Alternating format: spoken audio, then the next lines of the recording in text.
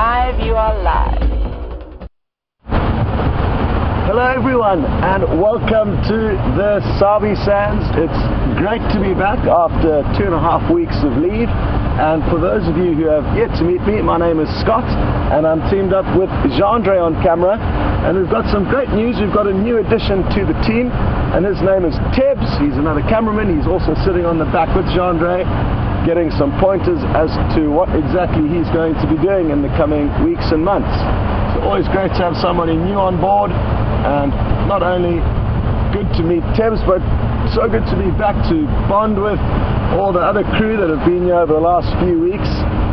It seems like a short amount of time, but 2 weeks is actually quite long for us, and it feels like we've been away for an eternity. And we've been filled in around the campfire last night about a lot of the ongoings with not only the animals but also the people and what's been happening behind the scenes here. And it sounds like it's been an interesting couple of weeks, and it's certainly wonderful to be back here. It's remarkably cold this morning. I can't believe I'm wearing a jersey. Never in my wildest dreams did I think that would happen this deep into the summer. And it's about 16 degrees Celsius, 61 degrees Fahrenheit, and I'm certainly enjoying this surprisingly crisp weather, because yesterday when we arrived it was incredibly hot and humid.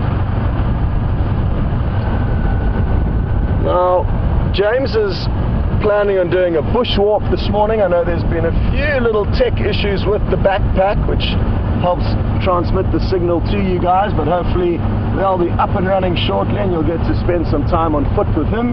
Jamie's got the morning off, and our plan in the vehicle is to kind of work the western corridor of Djuma in the hope that there may be some sign of two leopards that were seen mating yesterday, Karuna and Tingana. And this is Karuna's kind of core territory, the female, so she could well come back into this area, so that's what we're hoping for. But the great thing about being back after a few weeks away is anything we see along the way is going to get me excited, and it's just going to be great to see how the waterholes are looking. I've already been told they're all very dry. I took a short drive yesterday afternoon with Nikki and saw that the Djuma waterhole was probably, I don't know if it's possible for it to be drier than it was before, but it is bone dry, as are the other water holes. Quite lucky at this time of the year in that, because it is very dry, even though there's a lot of green vegetation around, it's not nearly as thick as it would normally be, so that makes our lives a little bit easier when it comes to spotting animals off in the bush.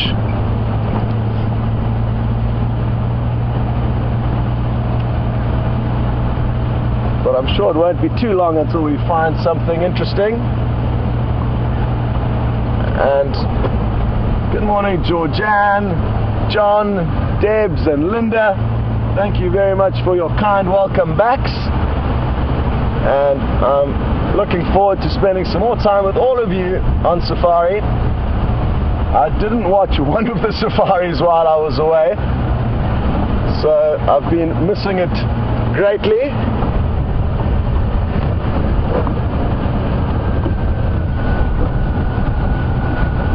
Although we did watch a few of those 2 one-hour live TV broadcasts that we did just before we went on leave, and nice to look through those 2 drives. We got really lucky, especially on that second morning, with Peter on shadow with that impala that was literally still kicking that she had caught.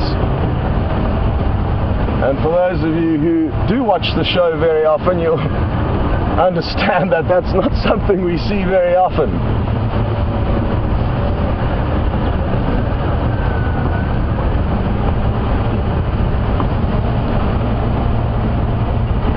It's an absolutely beautiful morning. There's a few clouds out to the west. Sadly, we're facing east now, so Jean-Andre won't be able to show those to you, but as the morning progresses, he will show the clouds forming out to the west, but I don't think they look like they're going to cause any trouble for us, but at this time of the year the weather patterns can change quite drastically, and before we know it we could have a big electrical thunderstorm coming through.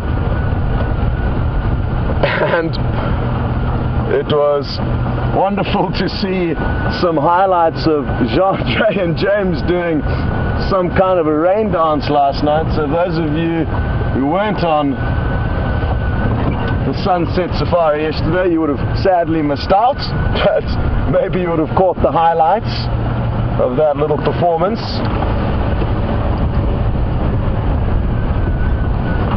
There's quite a few fresh buffalo tracks crossing the road here. When I say fresh, possibly from early last night, and they're heading in the same direction we're heading in, so that's some good prospects.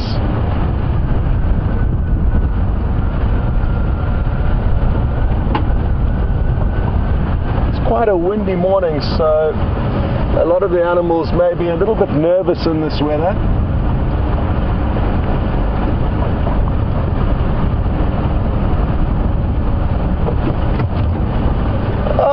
Well, we found our first animal. It's not big, but it's an awesome little animal that you may have seen a lot of while I was away, but they've only really started emerging just before I went on leave. And this is called the millipede. What I'm going to do is I'm going to jump out quickly, because it's hard for you to understand how big it is, unless of course you know how big a buffalo track is. That's a buffalo track just in front of it.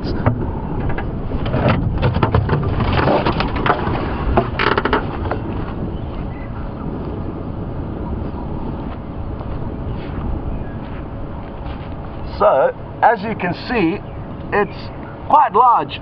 With my little hands, if I extend my thumb and my pinky, it's about 6 inches. So this one's probably about 5 inches long. Hundreds of little legs waving along as it moves forward. I'm not going to disturb this one, but if I was to disturb it, what it would do, it would curl up into a little ball. Not a ball, actually a circle.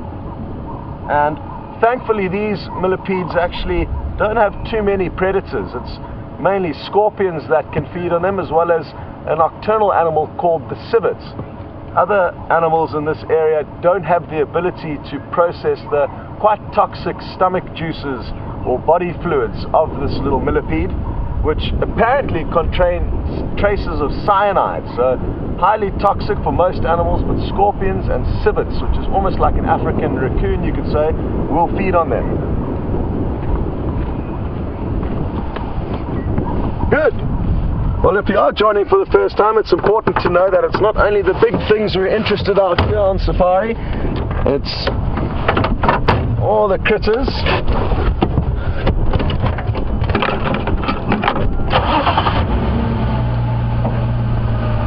Well, I'm just going to make sure that I know where it is so I don't run over it. That would be an unpleasant way to return to the bush. Bye-bye.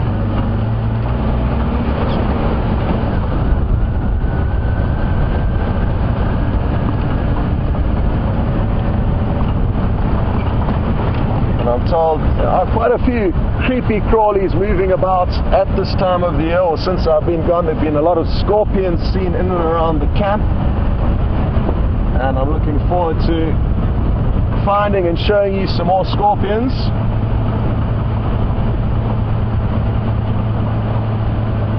As well as snakes, of course. Snakes are, oh, here we go. Well, here are the buffalo. I'm just going to think about where to go exactly, although this looks like a decent spot to start with. Jean-Jay's found a nice little gap there. Look at all of them. And this is just a tiny portion of this herd, as far as I'm aware. There's a big bull. Good morning, mister. Well, as he looks at us, you'll see how he's got a large crown of horn at the center of his head. A female would lack that bony center of the horns and should often actually have a middle parting of hair.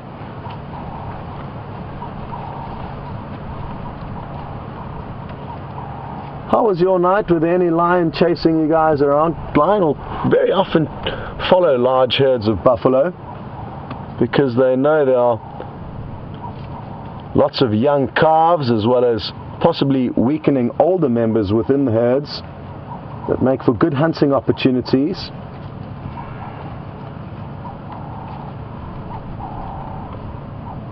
For now though, they don't seem too concerned about anything and are probably enjoying basking in this morning sunshine. What I'm going to do is I'm going to try and reposition a little bit and just drive forward, because it does look like the herd stretches quite far up to our right hand side here. And it'll be nice to try and give you an idea of how many are actually here. I wouldn't be able to hazard a guess at this stage, because there's many different herds that move through this area, and they also move very large distances. They aren't territorial, and they'll go wherever the grass is greenest.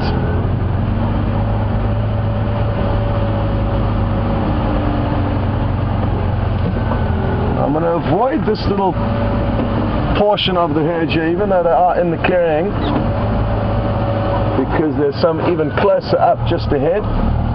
Look at those awesome clouds. Wonderful.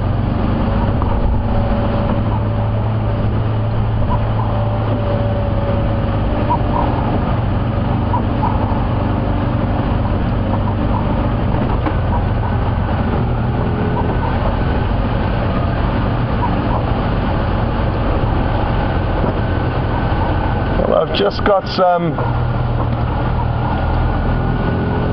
unfortunate news, and that is that the backpack for the bushwalk doesn't seem to be working too well. So they've given up on that, and James is going back to jump into one of the other vehicles. But everything happens for a reason, and maybe that's a blessing in disguise. Maybe he'll be able to find you something interesting. Well, I've got no doubt that he actually will be able to find you something interesting in the vehicle. Interesting, look at this youngster's horns. Not sure what would have caused this kind of deformity, especially considering he is looking, well, he is quite young. But it's not uncommon to see one or two individuals with slightly deformed horns that will have no major impact in his life. All different shapes and sizes. It's remarkable to see how their horns alter in shape as they grow.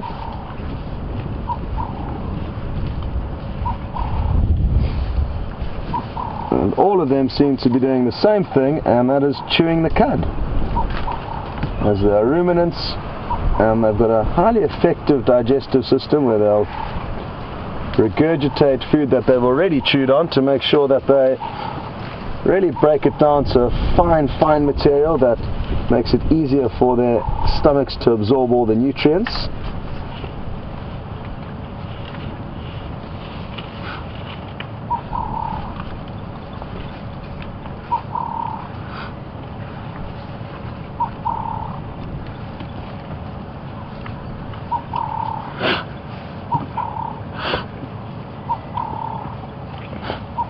Well, good morning to Donna, who sent through her question to us on Twitter.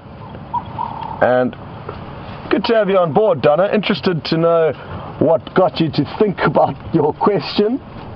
And Donna's interested to know, have animals ever been run over by vehicles in the Sabi Sands? And it happens very infrequently. But I do know one horror story from many years back when a colleague was driving along one of the main roads to leave the park, and an impala crossed the road in front of him at extremely high speeds, and before he had time to slow down, a cheetah, which was chasing that impala, ended up underneath his wheels. And I don't think he's to blame. I know the guy very well. He's not a reckless driver, but his timing was just extremely unfortunate. So, I mean, these kind of accidents do happen, but that's the only one that I know of within the Sabi Sands. In parks like the Kruger National Park, where a lot of the roads are tarmac, that can lead to more likely accidents because people are more inclined to travel quickly on the smooth roads. But more importantly, the hooved animals skate like they're on ice if they try and accelerate on the tarmac and end up not moving forward or backwards and just slipping on the ground. So in those areas it does happen from time to time, but I guess it's one of those not unavoidable but hard to avoid scenarios. You'll be interested to know that there's actually traffic cops within the Kruger National Park with speed guns trapping, making sure people don't speed, or at least trying to deter them. So yes, Don, it does happen very infrequently.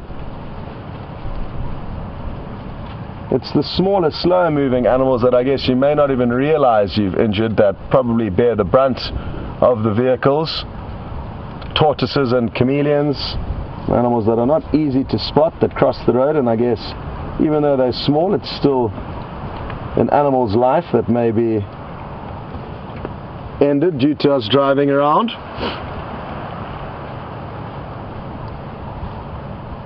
And let's hope that doesn't happen today, Donna.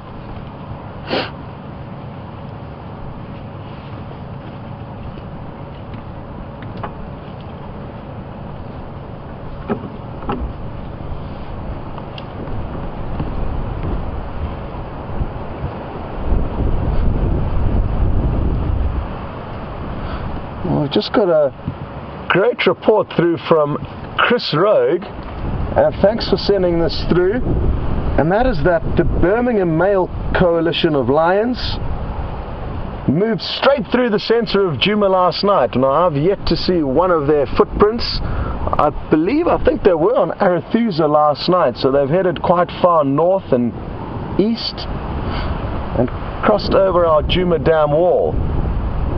So thanks very much for that update, and I think we'll possibly head across there to follow up on the tracks, or maybe we'll leave James to do that. He's going to be closer to that area to respond to those tracks, and I think I may continue in this western corridor, possibly head across to Arethusa for any sign of leopard. But great update, thank you very much.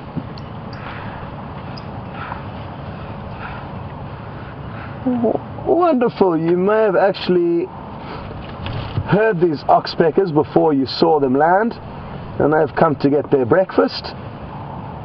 Oh, there we go. Good start to the morning. You can actually see it picking off the ticks. Watch closely. I think there's one more there. Oh no, he left that one underneath the ear.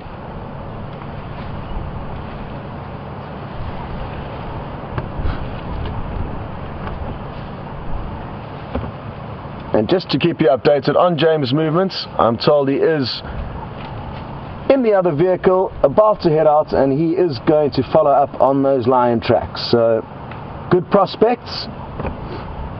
Apparently they haven't been seen once on Djuma, I don't think, in the 2 weeks that I've been gone. So I'm sure a lot of you would love to see them again. And James has just got mobile, so I'm going to quickly update some of where I've checked quickly on the Game Drive radio.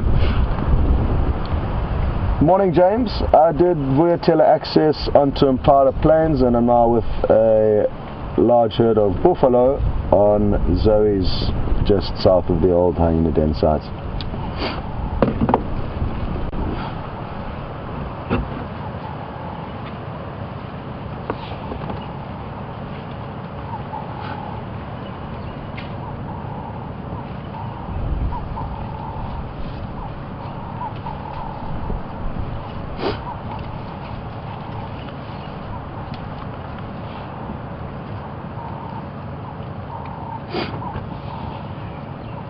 Well, as you can see, this buffalo is looking exceptionally relaxed.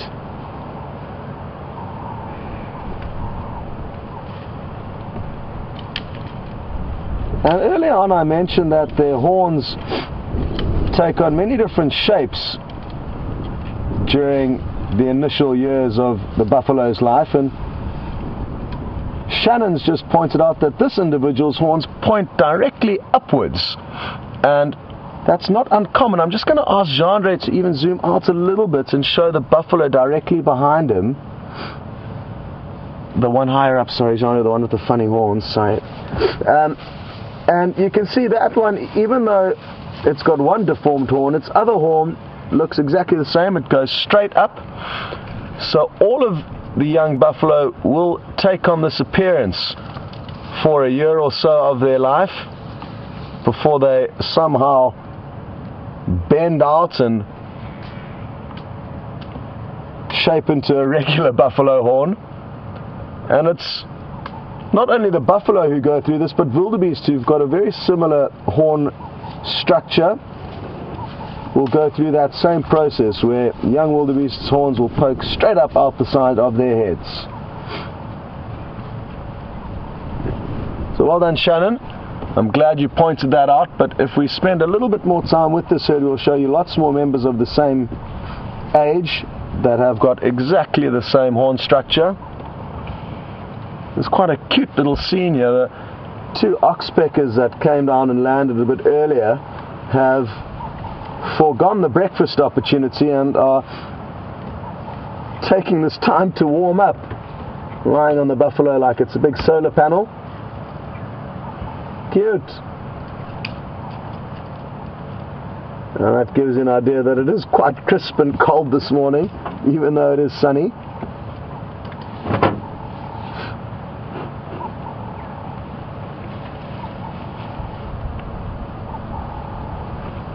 Oh, look at that! I was doing then, gave it a beady eyeball. One thing that I don't think I have mentioned, I'm getting a bit rusty after my time off, is that these are the red-billed oxpeckers. And thanks to Lynn for the updates, saying that there have actually been a few sightings of yellow-billed oxpeckers on the herds of buffalo. Now, we don't see nearly as many yellow-billed oxpeckers as we do red-billed. I think I've only managed to show them to you once or twice over the year that it's almost been that I've been here. I arrived on the 20th of November last year, so almost a year here at Djuma on Safari Live, and what a great year it's been, and hopefully there'll be many more years with all of you guys on Safari.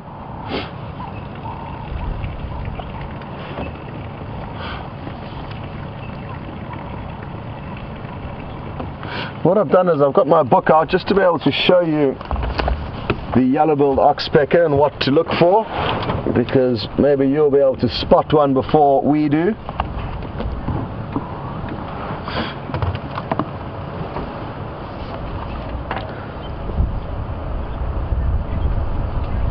So the red-billed oxpecker is here at the bottom of the page.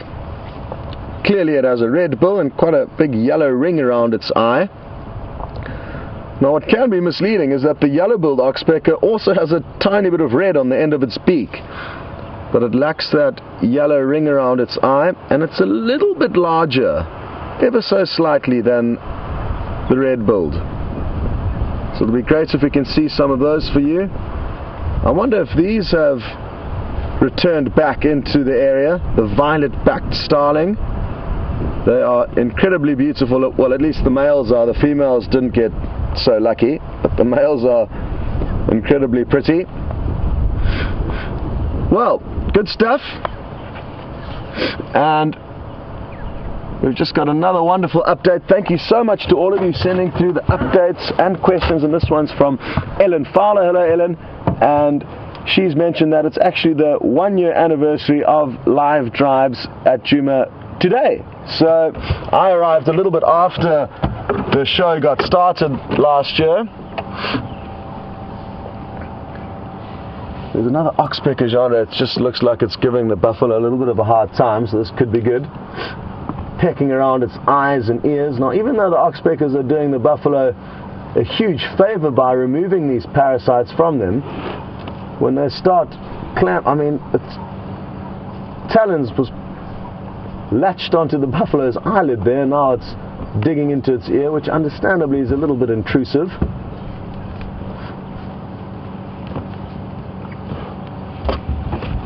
And just like woodpeckers, oxpeckers have got what is called a zygodactyl foot structure. It means 2 toes face forward and 2 toes face backwards.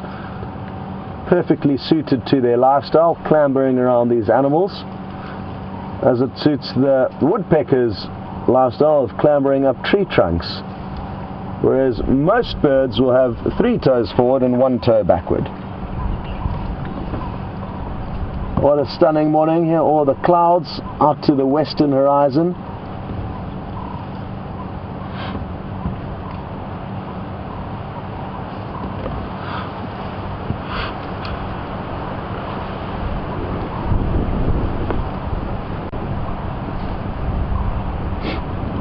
Hello to B. Wilson, and B. Wilson's pointed out that we don't often see large herds of buffalo. That's true, and in the sightings that B. Wilson has had of these large herds of buffalo, they haven't really noticed them lying together so tightly like this, or actually sleeping at much at all.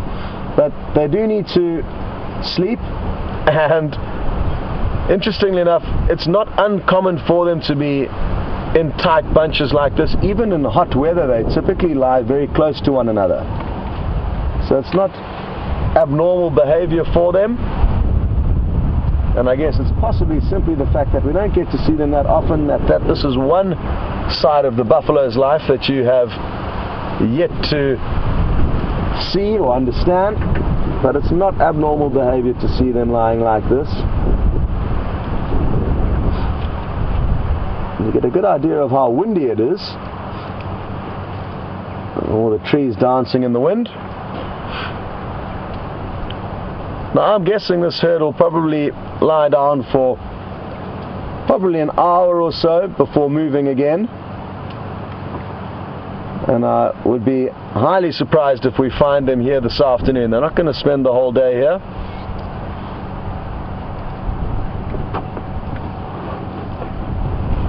And I don't think we are either, so I'm thinking of probably heading off a little bit later.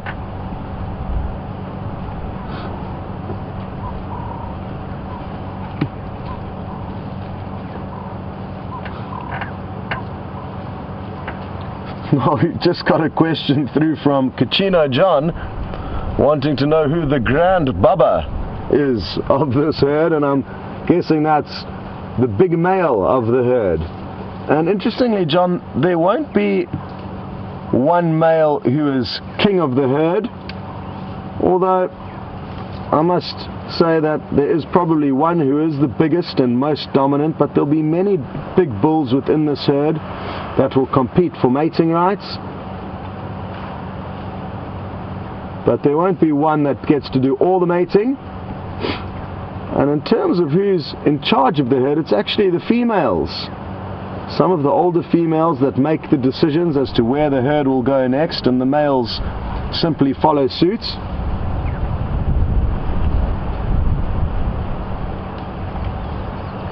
I'm not sure exactly which females those will be, and it's very hard to tell. I'm not actually sure how the researchers worked out that the females were or are in charge, but that is what the researchers believe.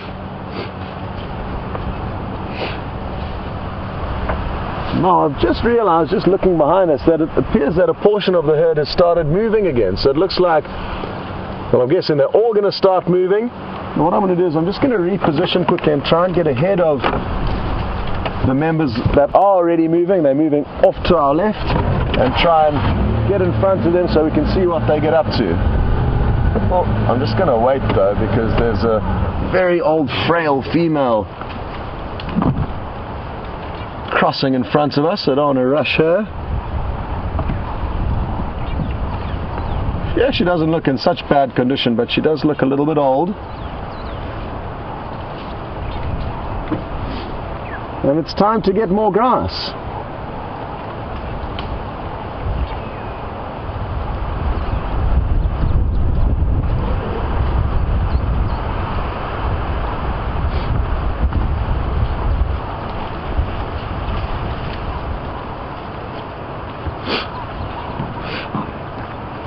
I've got some good news. James is onto those lion tracks. They're heading straight north up a road called Gari Cut Line.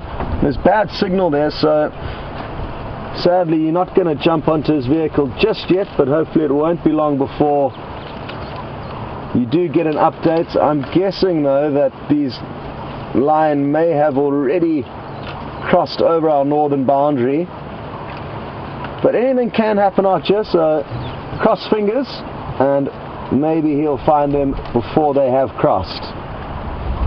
Now, for those of you who are new to the safari live experience, there are boundaries that prohibit us from moving into certain areas, but thankfully the animals have got free rein to go wherever they like.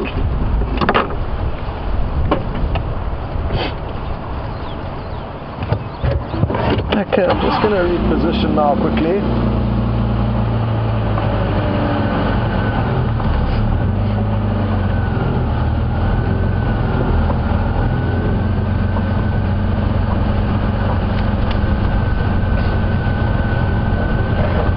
Other questions just come through, and this one's from Rosanna in New Zealand. Hello, and thanks for sending your question through. Rosanna's interested to know what's the average lifespan of a Cape buffalo, and anywhere around 20 years would be kind of usual lifespan. Possibly some a little bit older than that, others a little bit younger. Obviously, some will get caught when they're young calves by lion, easy meals. But a general rule with animals to use when trying to understand longevity and lifespan is that the bigger the animal, typically the longer it lives for. And that's applicable almost throughout all the animals. The African elephant can live for up to 60 years, and that's the biggest mammal we get here, and it has the longest lifespan.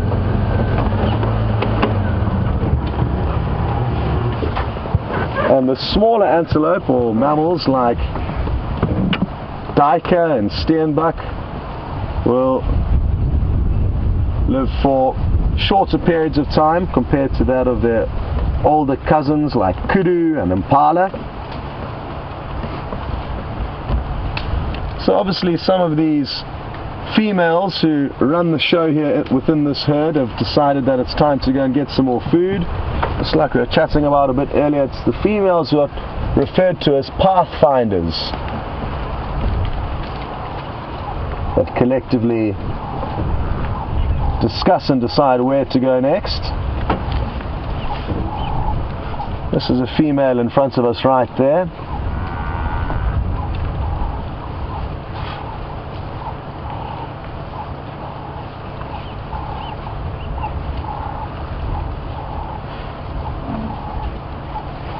Well, there's all different shapes and sizes here, and keep a lookout for the smaller buffalo with those horns probing straight up from the side of their heads.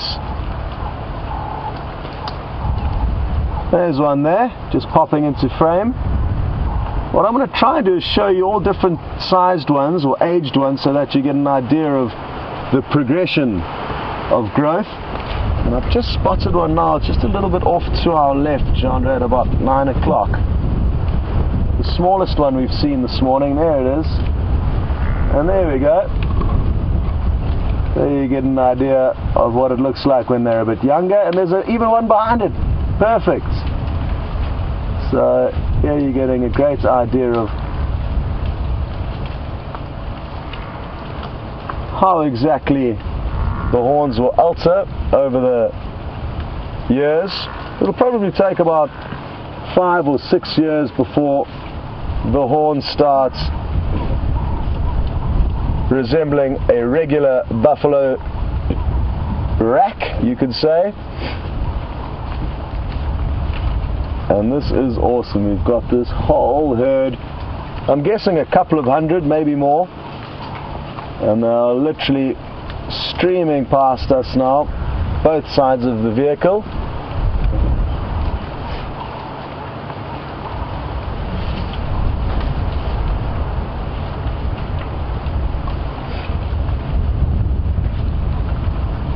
Now I mentioned earlier how the females will lack the big bony center to their horns, and there's quite a large female, oh there's quite a few of them actually, but keep an eye out. There's one kind of on the top right of the screen there, Gendre, and she's a good example. You can see how at the center of her head she's got a hairy middle parting. So you may have got a glimpse of that. Oh, there we go.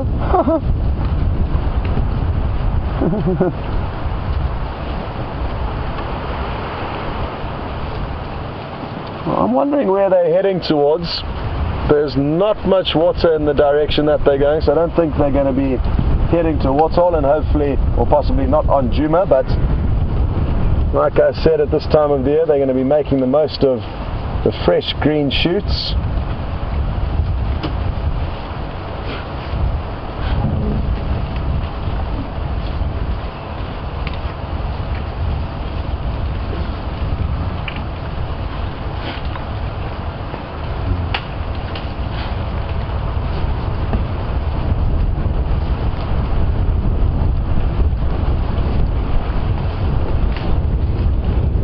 So still good prospects. James is still hot on the trail of those lions, and I'm going to let him focus on trying to work out where they've gone.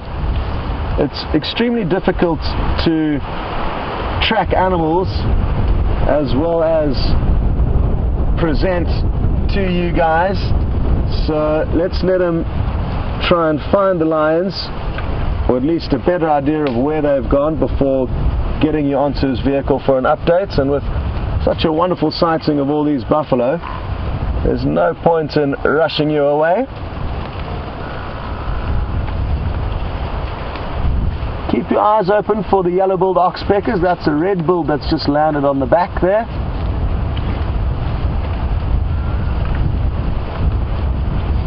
Now what's interesting here is that buffaloes are grazers, which means they eat grass, but they will make exceptions to get extra minerals and nutrients, and from time to time they will feed on leaves, they'll browse on leaves, but it's mainly the grass that they're looking for.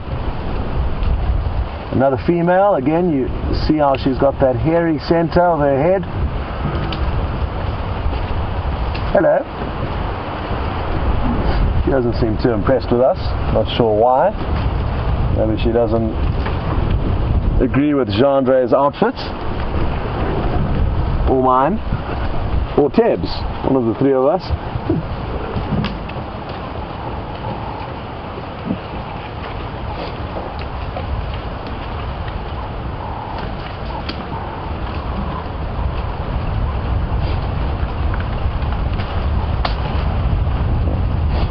Well, I just heard a question through from a name that I've yet to hear, Matowix, I think I've pronounced it correctly. Great to have you on safari with us, and you've asked a good question. I mentioned earlier that lions like to pursue these large herds of buffalo in the hope that they may be able to catch one. They are difficult prey items to take down. They're big, and once lion do manage to bring one herd member down, the herd will often rally and regroup and come in and chase the lions away. Those horns that we've been talking about can inflict a lot of damage to lion, and it's certainly not an easy prey item to bring down. And Matowix would like to know if the lions manage to catch these buffalo every day, and the lions wish that was the case, and it certainly isn't.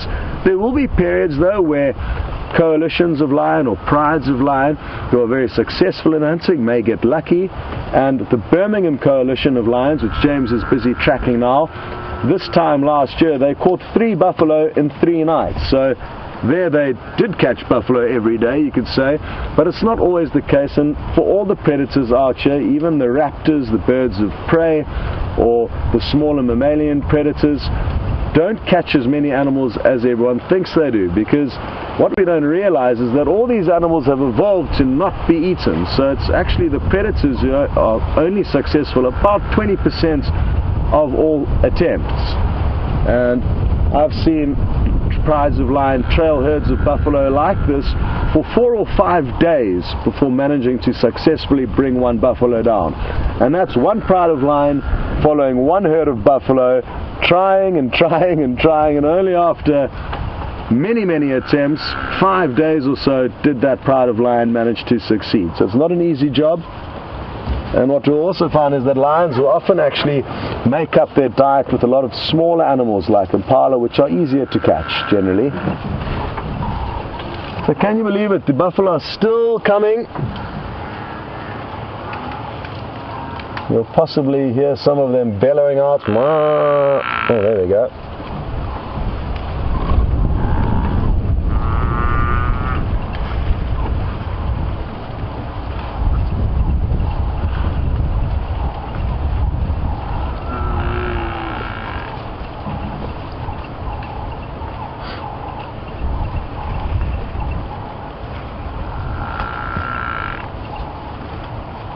Well, still on the topic of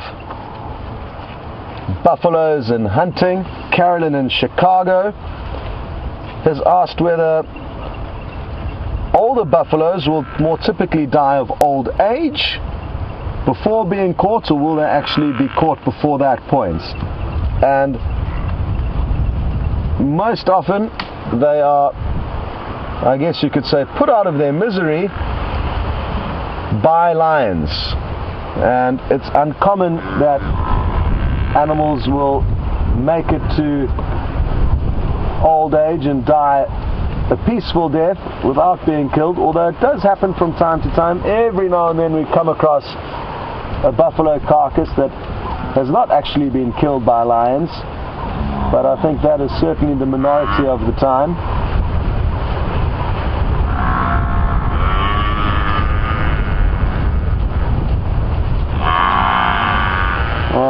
This is more typical feeding behavior of the Cape buffalo. You can see it's using its tongue to swirl up as much of that green grass as it can. And isn't this audio wonderful? You're going to be getting some crazy audio from these buffalo all around us. I can see one female is calling. I'm not sure who the others are that she's talking to, but they're having some kind of a discussion. It would be wonderful to know exactly what they're saying, but I don't think anybody on the planet would be able to help you with that. Certainly not me. Let's see if we can try and show you one. Not going to be easy, but let's try and find one that seems to be getting quite vocal and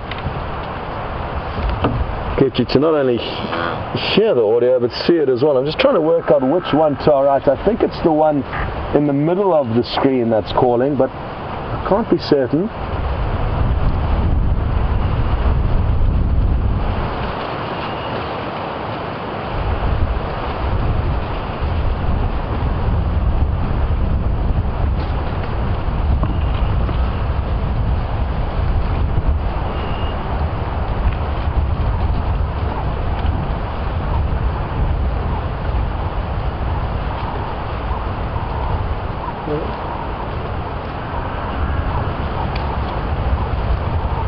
Well, we've got a very optimistic comment through from Georgianne, and thank you for your optimism, Georgianne. Georgianne says with all these buffalo around, we'll probably find the lions before James, and let's hope that's the case.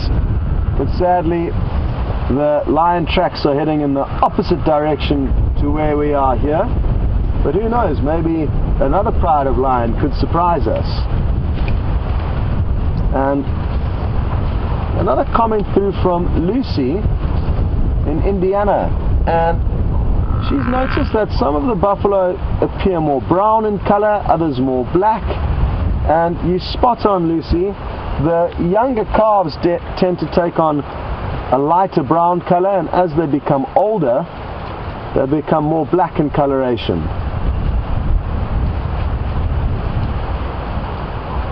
So, good observation.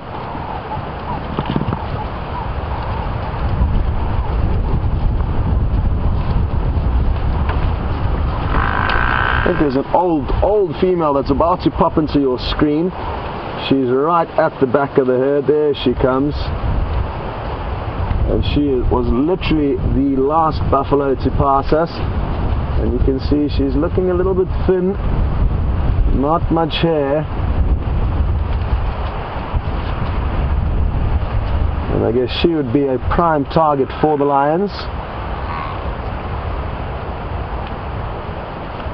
But thankfully for her, even though she's not in the best condition, she's got the help and support of the rest of this large herd that can be incredibly brave when herd members are taken down by a lion.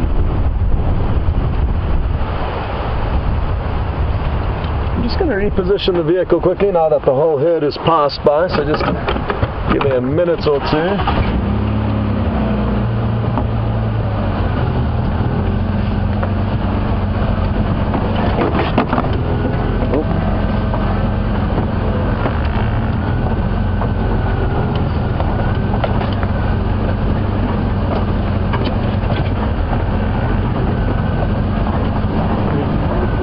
I mentioned a bit earlier how buffalo will occasionally vary their diets to acquire more minerals and nutrients, and Carol in Baltimore is interested to know whether buffalo and the other animals in this area will seek out salt, as a lot of the animals in America and the herbivores in America seek out salty areas or salty minerals to try and feed on. And most certainly the African animals are no different, and it can actually often be quite a popular way to lure animals onto certain areas. They'll actually put out massive slabs of salt called a salt lick, as I'm sure it's called in America as well.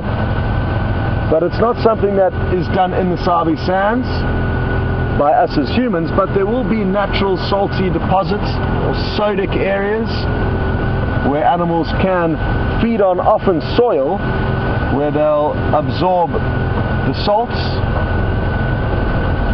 And interestingly enough, talking about animals acquiring nutrients, I've seen leopard on a number of occasions lapping up wet, steaming buffalo dung, and that will be to acquire various minerals and nutrients, salt probably being one of them.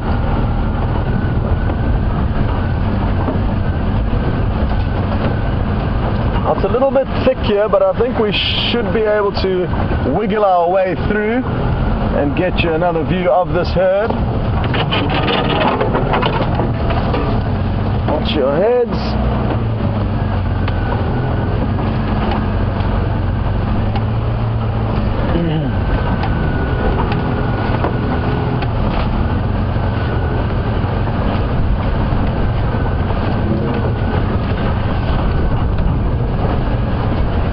Nearly there, guys.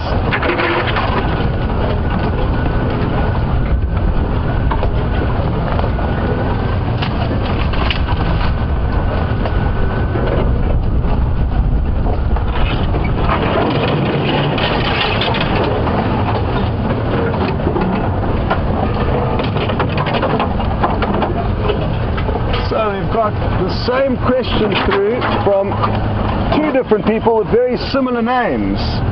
One is Raggedy Ann and one is Diane, and they're both interested to know, is there a certain time of year when buffaloes will calve? Is there a main calving season? And there's a slight peak in the summer months, but they do give birth sporadically at any time of the year. You can see tiny babies walking around right in the middle of winter, which is not usually a good calving period for herbivores because there's not much food around then.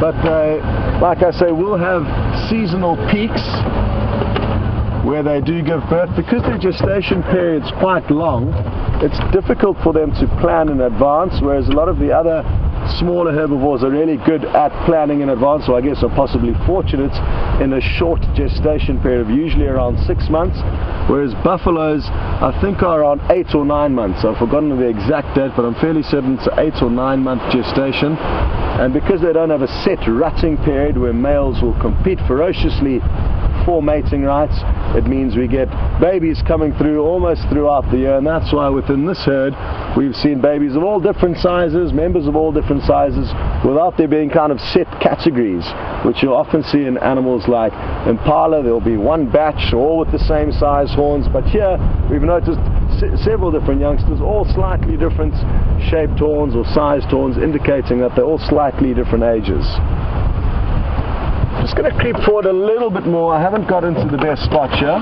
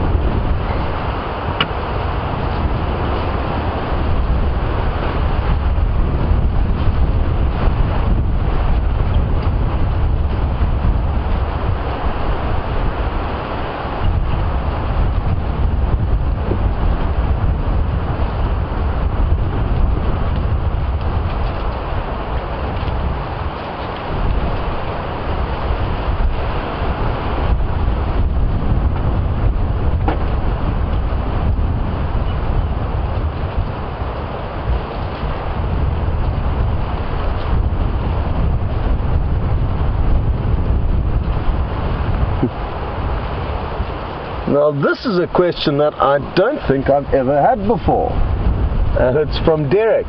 Interesting one. Derek would like to know if we use scent-free soap in order to not interfere with the animal's smells and tastes. But no, we don't. I like to use coconut flavored soap, quite tropical. I'm not sure what genre uses, but thankfully the animals take very little concern of our smell. Well, I guess regardless of what we smell like, I guess we always smell like humans, and depending whether we are in the vehicle or on foot, they can hear us and smell the vehicle probably long before they can smell us.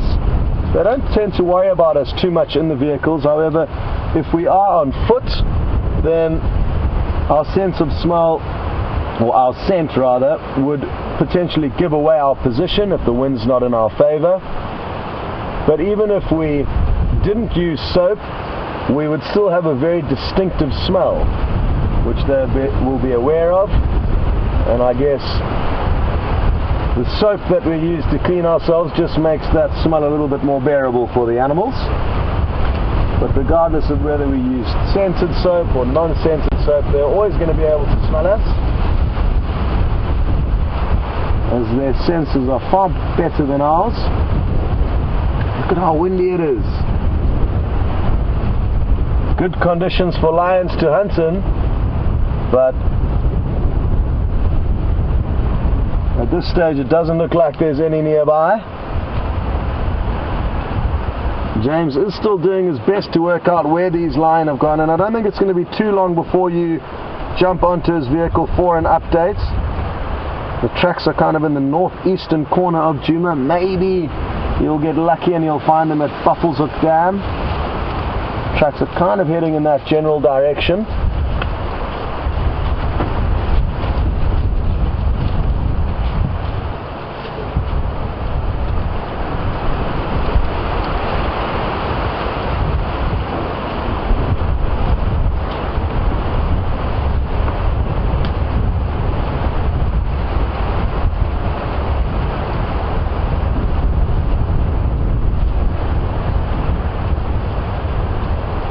And speaking of scent and buffaloes detecting us and acting depending on how they feel, they could act in a various amount of ways, or a number of different ways. And we've just got a question through asking if buffalo will ever charge vehicles like elephants will sometimes do, and that's from Patricia in San Diego. Very, very seldomly, Patricia. More seldom than elephants charging vehicles, most certainly. But I have heard of one or two stories of buffalo crashing into vehicles. It's more often than not the big bulls, and it's very seldom the females which will charge into vehicles. Now, it's interesting because elephants are not entirely the opposite way around. Both males and females will attack vehicles and people, but the females, who are very protective of their young calves, will often be the ones that charge into vehicles, whereas it's highly uncommon for female buffalo to do that. There's one story, a colleague of mine who worked in the southern reaches of the Sabi Sands many years ago. She was out on drive and enjoying a sighting at a herd of buffalo just like this, when one big bull came charging in, and it smashed into the left hand side of the hood of the vehicle, between kind of the dashboard and the tracker on the tracker seats. Now you can imagine the poor tracker was feeling very vulnerable. I'm sure some of you would have seen the tracker seats on some of the other game viewers or on our other vehicle. It's basically just a randomly positioned chair on the front left corner of the hood of the vehicle, and I'm told the tracker jumped straight over the buffalo into the middle row of seats behind the driver. So thankfully he wasn't injured, but it must have been a serious display of agility to jump over that charging buffalo.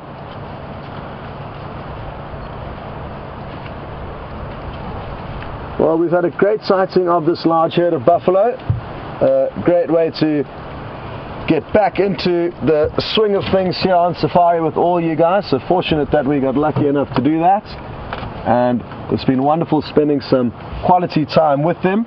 But I think it's time to go off and see what else we can find, and we're going to send you on to James's vehicle for an update on the lion tracks. See you later.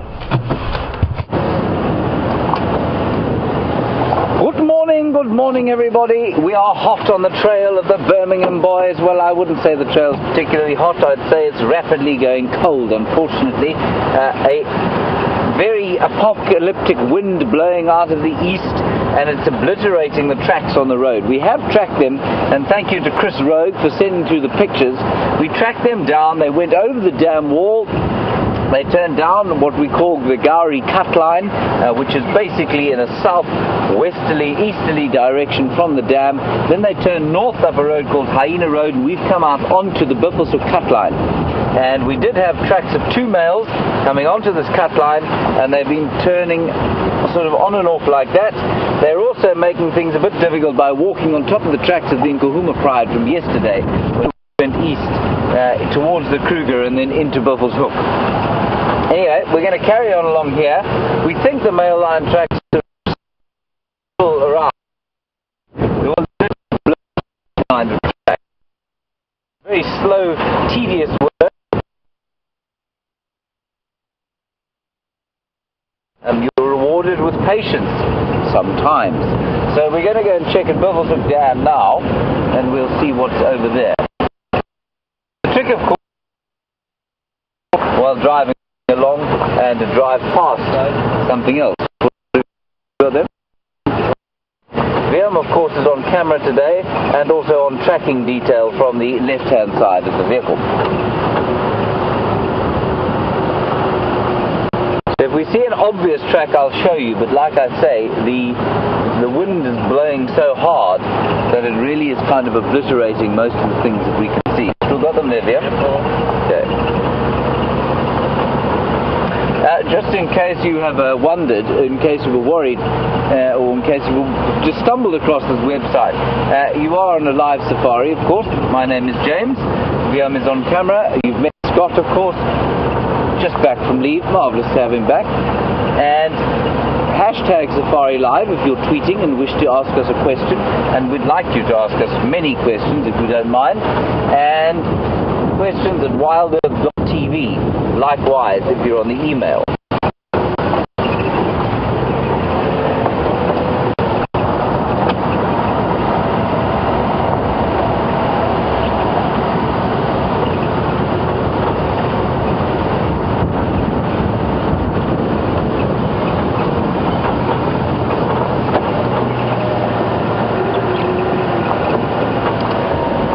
Well, this is just marvelous, marvelous news. Not in terms of the wildlife, but in terms of viewers. Sorry, I think I've seen a stick that looks like a lion.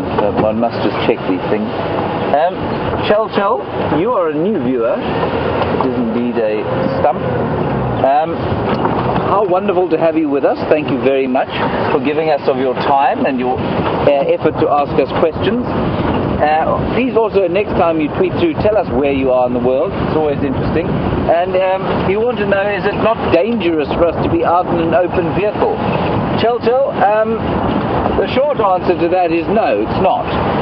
If we're careful, if we read animal behavior correctly, no. There's an entire industry, I'm not sure if you're aware, built around this area where people go out in open vehicles like this one, but they're a bit bigger than this one, with 6 to 10 people on them, and they drive around and they look at elephants and lions, leopards and rhinos and buffalo and all sorts of things that you might consider dangerous, but which are not in fact dangerous at all if you know how to if you treat them with respect and you know how they behave. So Chel, as a new viewer, the most important thing for you to realize about our human place out here is that animals see us as the apex predator. They are far more afraid of us than we are of them. So something to bear in mind. Welcome to it. I hope you're enjoying your first morning safari, and keep talking to us. So we're going to head towards the Buffelshoek Dam now, which is a waterhole not too far from the northeastern corner.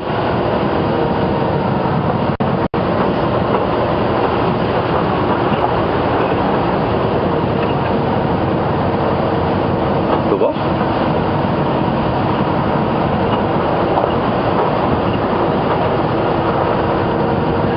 Donna, we're getting a question from Donna. I'm just not sure what it is. I'm going to get it once more, then I'm going to give up.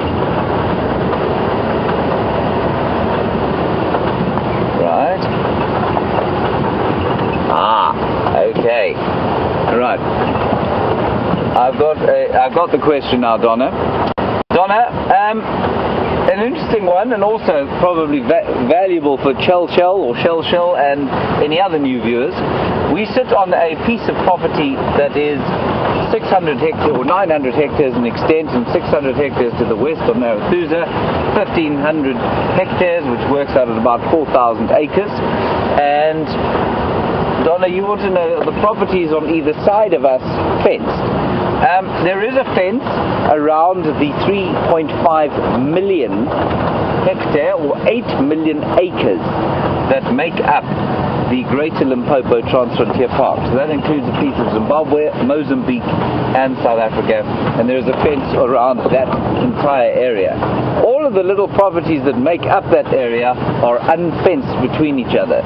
So there are no fences between us and Buffelshoek, for example, to our north, or Cheetah Plains to our south, or Torchwood to our east, Plains to the far west of where we are. We're not too far from the western edge though, and so there is a fence on the western edge of the Sabi Sands, and that's been community lands outside of that. So no fences between where we are and anyone else within this 8 million acre piece of wilderness that we call the Greater Limpopo Transfrontier Park. Thank you.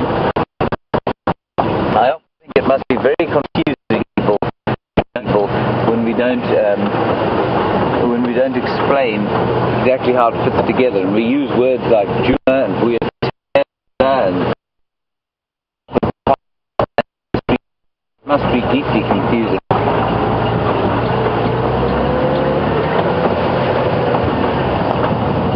So we're now arriving at the Buffelshoek Dam, where we're hoping there will be something in the way of lions. There's a hippopotamus. There is a hippopotamus limping out of the water, and this is the second time in a row he's done this at this time of the day. It is very bizarre. Sorry, I'm just going to try and ease into a position where we can see him. We will not follow him, and he will run away. But you can see he come out of the water this time of the day now twice. Don't know why he's done it. He's just disappeared there behind the bushes. Very strange that he should come out of the water now. He's got a bad limp. Let's ease forward, sorry Viam, and then you can have a look at the birds here. We can just listen to see if there are any kind of alarm calls.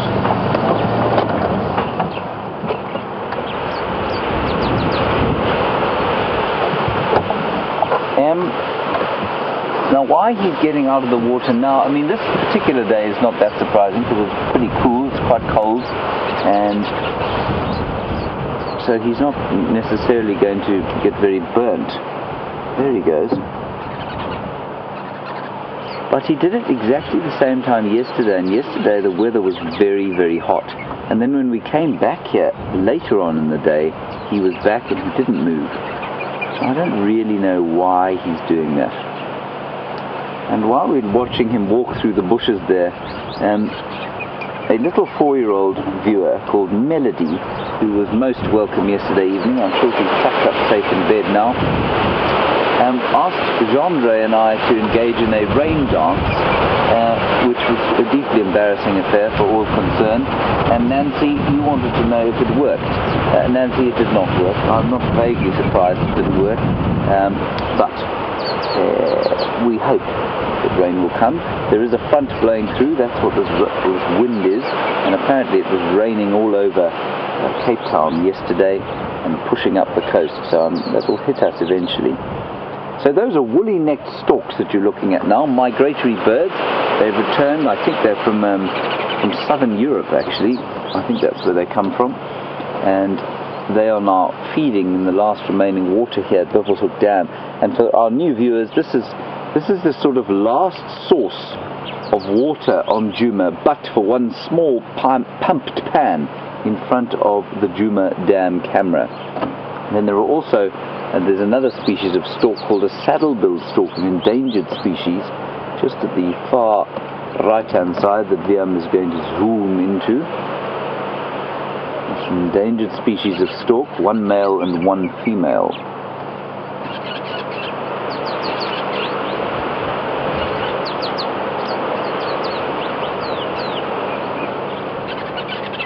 And of course, many of you viewers will come from areas where there is a lot more water than there is in a place like this. And so it's almost inconceivable to consider the number of animals that we have here in the absence of quite a lot of water for them to drink. Now, D, you want to know if this water dries up, will the animals eat mud? D, they will not eat mud unless they are in desperate need of nutrients, and some animals will do that. Some animals will certainly lick the soil in order to get some nutrients, salts, sodium, potassium, calcium, I think they also try and get, and that's called geophagia, but no, they won't do it for moisture.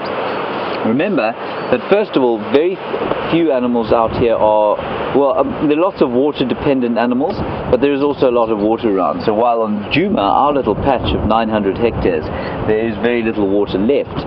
There is the Sand River down to the south of us, which is only about 5 to 7 kilometers down to the south. There's a big dam in Buffelshoek. In fact, there are a few dams in Buffelshoek. There are lots of individual landowners there, and each of them has a little dam. And there is a pumped pan in front of Djuma Dam. So, yeah, I think the animals will be absolutely fine. But they also are not as water dependent as we think they are. So while the impala and zebra need to drink quite often, something like a leopard, for example, actually doesn't ever need to drink, which I think is quite amazing. They get enough water from the prey that they take. Right, I don't see any lions here. We're going to head out east onto the cheetah cut line, which is our eastern boundary, and we'll go and check to see if there aren't any tracks of those lions crossing there. Ooh, let's just have a quick look at that starling there. A Birchall's starling. Some squirrels alarm calling.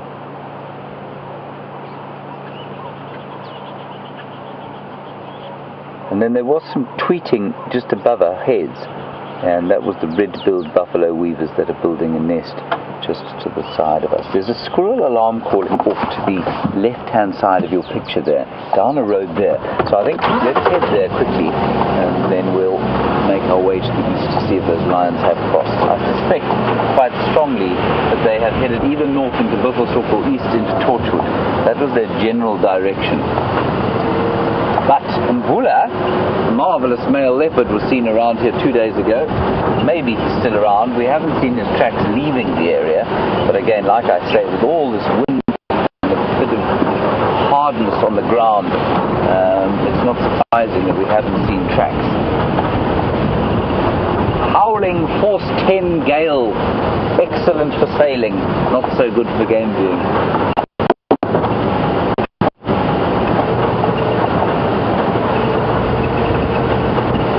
There's a squirrel alarm calling in one of the trees here. You can hear him there. Now, if you are a new viewer, again, a squirrel, well, you know what a squirrel is, obviously, but a squirrel will alarm or make that noise. Look at him up there. You got him? Yeah? Just on top of this dead tree here. There he sits. And he's shouting because he's seen something that's made him deeply afraid. It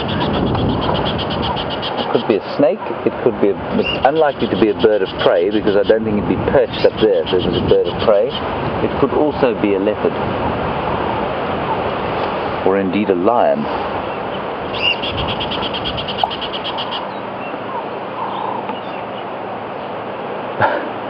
But I find these squirrels tend to be rather unspecific, and I think they lie quite a lot.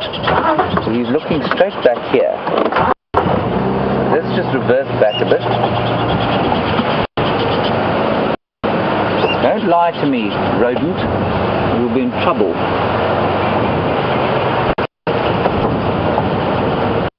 A squirrel is a rodent, by the way, in case you were wondering which part of the mammal class he belonged to. He belongs to the much maligned class of glorified rat. And hello everyone, and sadly James is in a bad signal area, and I hope that little squirrel provides him with some joy, and it is shouting at something interesting, not just him, which is a possibility. Sometimes animals will alarm call at us, but more often it will be for a predator that is more likely to attack them. At this time of the year though, an animal like a squirrel will have many predators: birds of prey, snakes, mongooses, and even larger predators like lion or leopard. So let's give James a bit of time to snoop around there, see what he can find. We've come across onto Arathusa and are making our way in towards an area called Red Dam, and there were some reports of the Tsalala pride.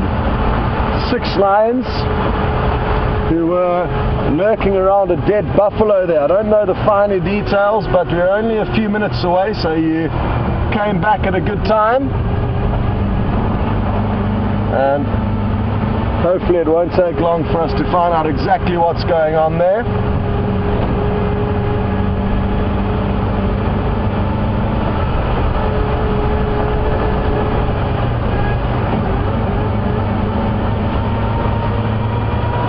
Get on the radio quickly, because I've just heard somebody has got into that area and relocated the line. So what I'm going to do is just make sure that he knows I'm coming, so that we don't have too many vehicles arriving at the same time. We limit the sightings to 3 vehicles, and thereafter you can take a standby to join the sighting, but it sounds like we should be able to go straight in there.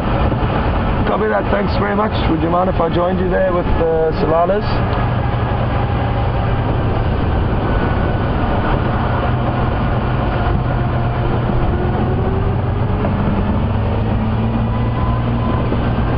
So not far at all to go before we get there, maybe just a minute or 2. I can see some hyena tracks heading down this road. possibly they caught wind of the dead buffalo that is in that area.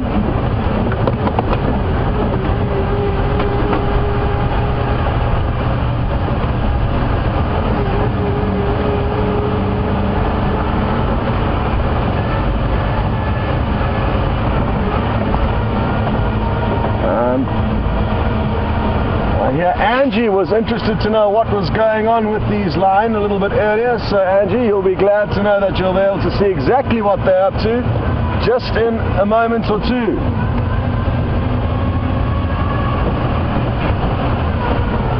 And interestingly enough, I don't think I've actually seen this portion of the Tsalala Pride. They've split up into a few different portions, and I'm not sure exactly what's going on. The last time I saw a portion of the Tsalala Pride, there was 12 or 13 of them, and I'm told that this portion has got 6 members, 3 young males and 3 females. So I look forward to spending some time with them and getting to know who they are.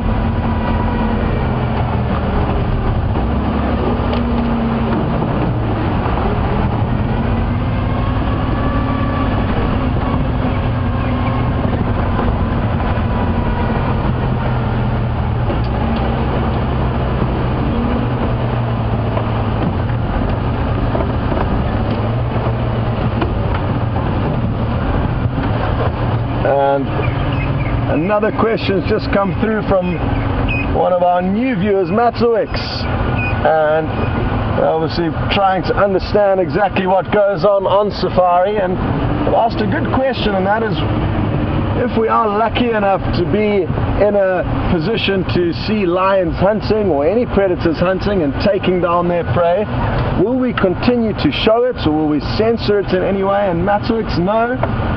There is nothing censored, and like you say, it is all natural, so important for us to show what does actually go on out here. But we don't very often get to see kills, I'll warn you in advance.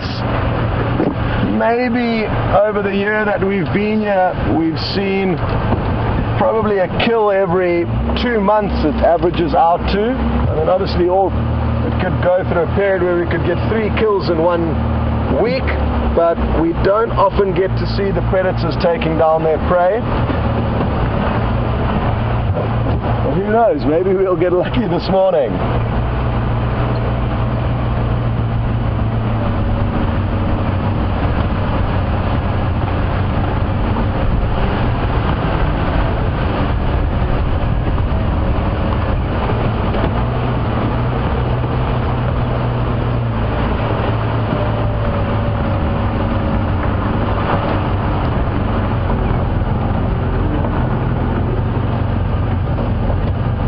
I think our timing is just slightly off, but I'm going to get into position quickly and allow Tebs, who's having his first spin on the camera, try and show you what's going on. You can see the lion are slowly making their way away from this little water hole, but at least they're on the move. Look at their full bellies. You can see 2 young males and a lioness there. Another vehicle is also in the sighting with us, but if it wasn't for them, we wouldn't have known to get here. And I've just spotted another lion up to our left, which is going to be a beautiful spot to view it from. We've got a nice low angle, another one of the young males. Look at this. Wonderful stuff. And what I'm actually going to do is reposition the vehicle quickly and try and get another angle on that same male that we've just been viewing. It's a good opportunity to get a seriously low angle showing up towards him in this glorious morning sunshine. And I've actually just seen one other lioness making her way towards us, so a lot going on here, and we're lucky to have these lions active at the moment.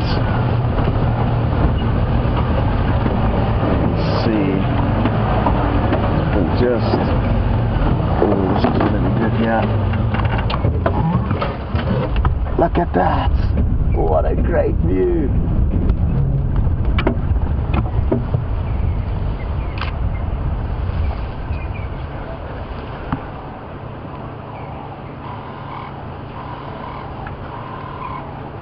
Wonderful. Now, there's so much action here. What I'm going to actually do is just reverse again and get into another spot to try and make the most of all the ongoings here, because there's another lioness that's just come to drink and all of the other lion have turned around. So take a look here. This is going to be great. I'm going to try and get my camera out quickly, try to fire off a few pictures. Look at this. Lucky timing. When lion have been feeding on a buffalo for some time, we can often find them fast asleep, not doing anything at all. But that's not the case now. We have got lucky, and they are up and about performing for us.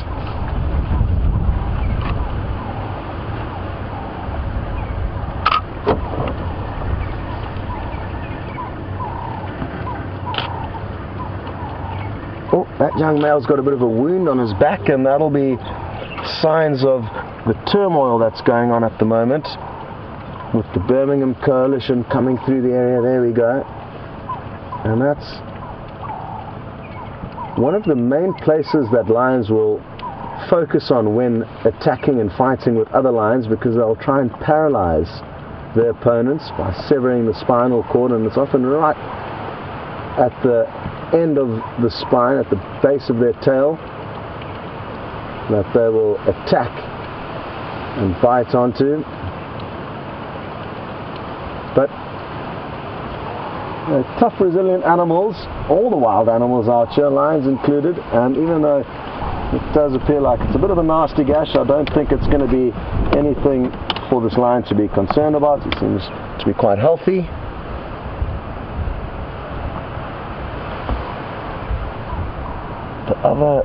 The young male who was up on the bank behind us has started making his way down, and he's going to probably join up with them a little bit later. This lioness, you'll notice, doesn't have a tail, and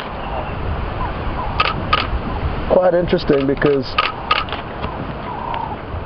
the first time I saw this in the southern portions of the Sabi Sands, south of the Sand River, and even then there was a lioness without a tail. This is a different one, who was probably a youngster when I was viewing them 3 or 4 years, probably 4 or 5 years ago now, back then. But they appear to have had a run of bad luck with lioness losing their tails.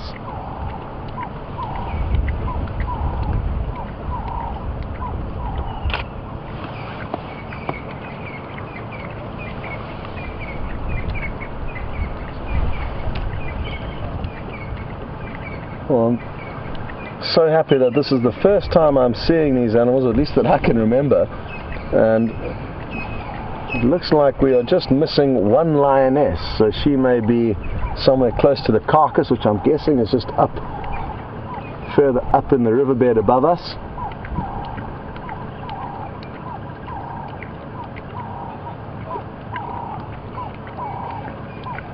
Look at how muddy her chin is from this muddy water. Oh, here's the other young male that was up on the bank. It looks like he's going to join her. Beautiful.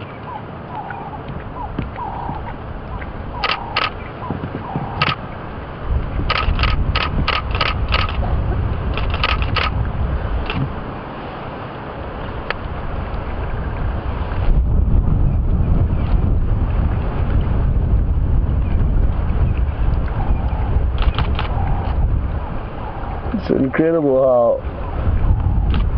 close the bonds are between these animals, and as ferocious as they can be at certain times, they can be incredibly loving and tender at others, and this is a good example of that.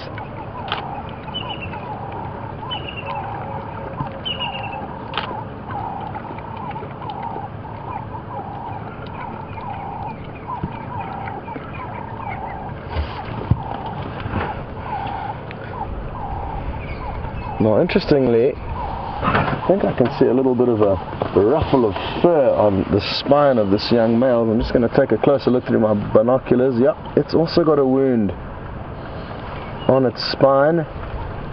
There's the female who's got that bizarre look without her tail. And Matwix Just like earlier we said, we don't censor anything on safari, so don't be surprised to see her going to the toilet there. It's all part of the show.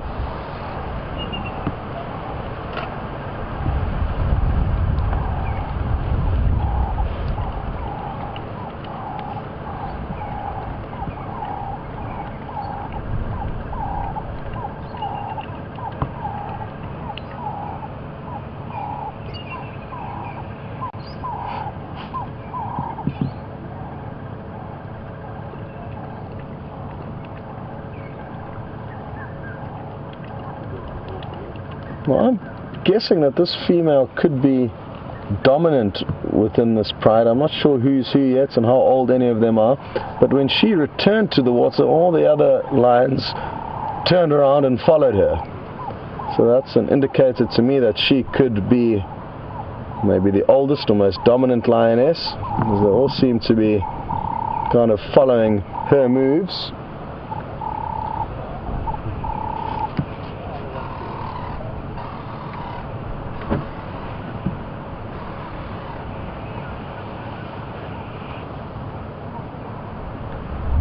Look at that stare coming back towards us. And in this windy weather, even the lions will be cautious of any potential threats, because in the windy weather they can't be sure what noises they are hearing, and the rustling of leaves may be a potential threat, it may be potential prey. But for these lions who have been running from their home territory and certainly under assault from the various coalitions of males that are wreaking havoc here, they'll be cautious at the moment. So don't be surprised to see them pricking up their heads from time to time, staring off to make sure they aren't in any danger.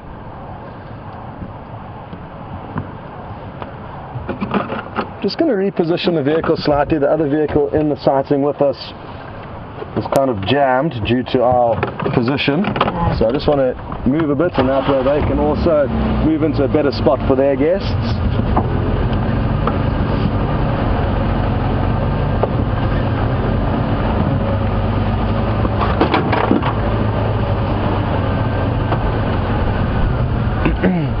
So like I said, the male has come down from his little perch up on the left there, and he was the one that came and joined the lioness and drank head to head with her.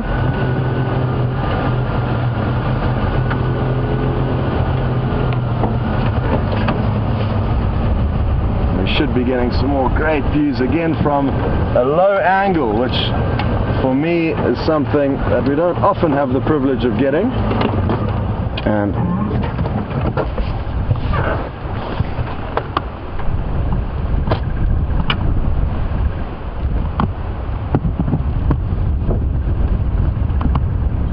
feel it gives you a much better indication of the animal's size once you do get on a lower angle. When you're shooting down on them, it can be a little bit deceiving as to how big they are.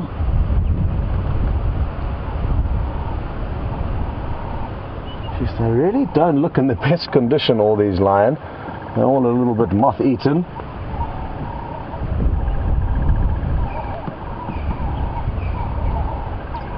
Well, I guess that's a sign of the times. It's tough times for the prides of lion, especially young lions like these young males. But they are certainly not in terrible condition. That don't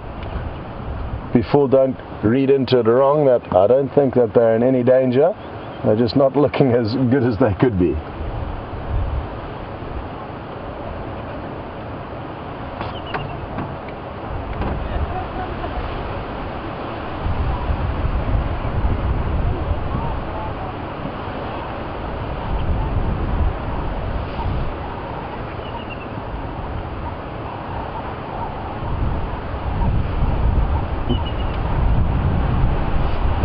Happy to hear Ginny's just joined onto the safari, but she didn't manage to hear which lion these were. And Ginny, they are the Tsalala pride, or a portion thereof. There have been various portions of the Tsalala pride that have split up into different groups. This portion contains 6 members, 3 lioness and 3 young males.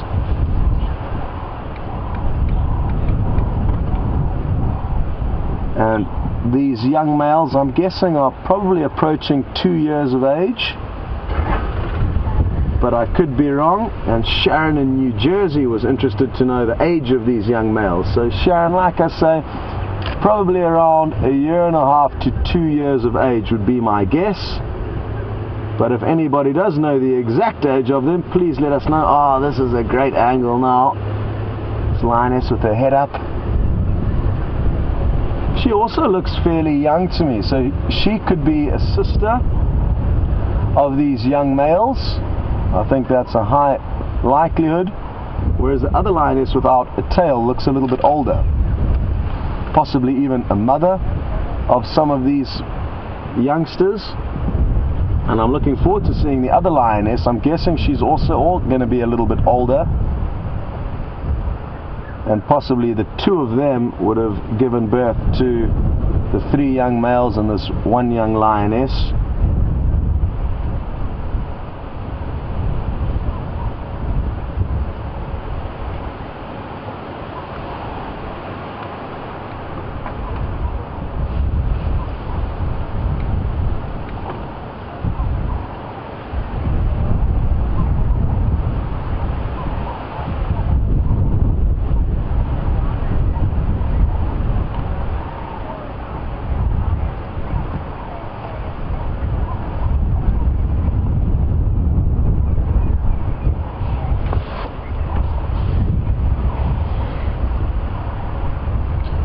Now, one of the updates I got last night around the campfire is that there's been a lot of leopard mating activity, and poor old Tingana is apparently absolutely exhausted. He's been doing a lot of mating, especially with Karula.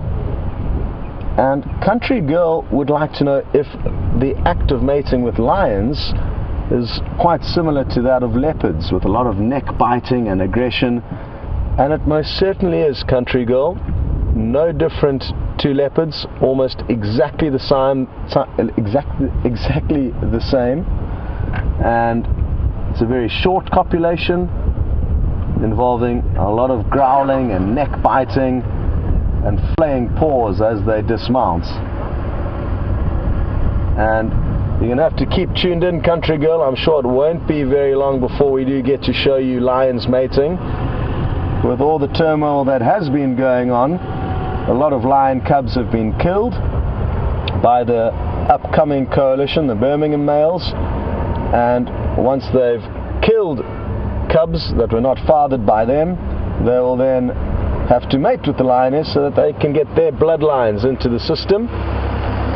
And I'm hoping not only will we get to see some great mating, but also some tiny little cubs in the next few months. They've got a 3-month gestation period if the mating is successful, so thankfully not a long wait.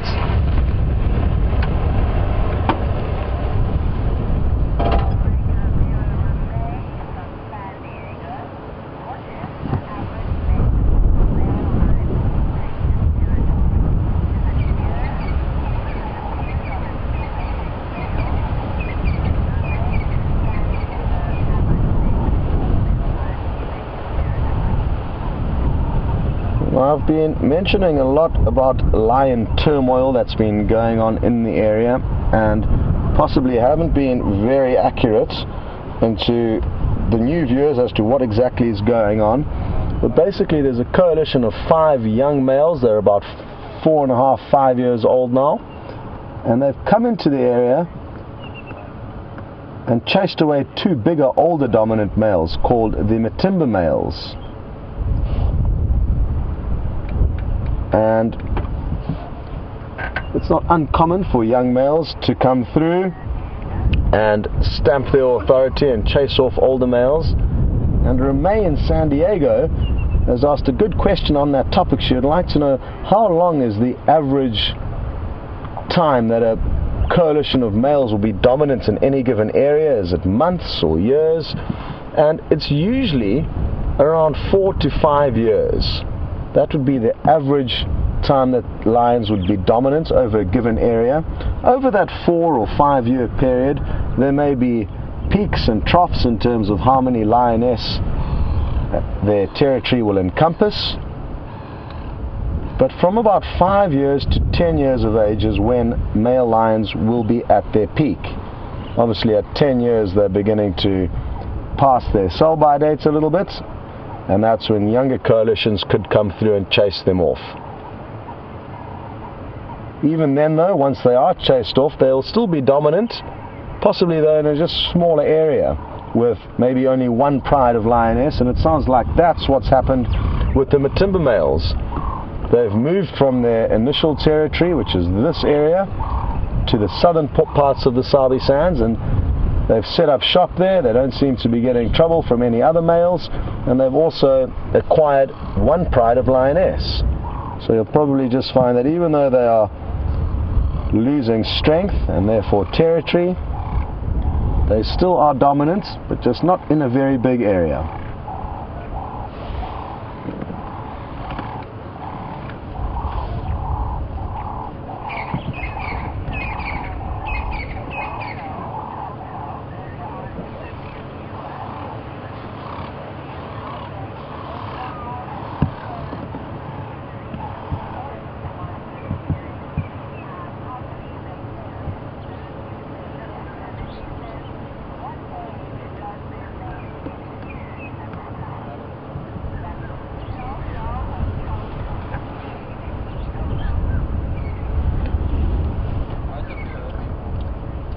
Well, very happy to hear that Chal, one of our newer viewers, is loving this sighting, and we've got extremely lucky. You can tell now that they're all asleep that our timing was really good earlier, because we got to see them up and about. And Chal mentioned that she was shocked as to what little concern they paid to us in the vehicles. And you're right, Chal, it is quite remarkable. It's as if we're not even here. And isn't it wonderful that we can view these animals without disturbing them?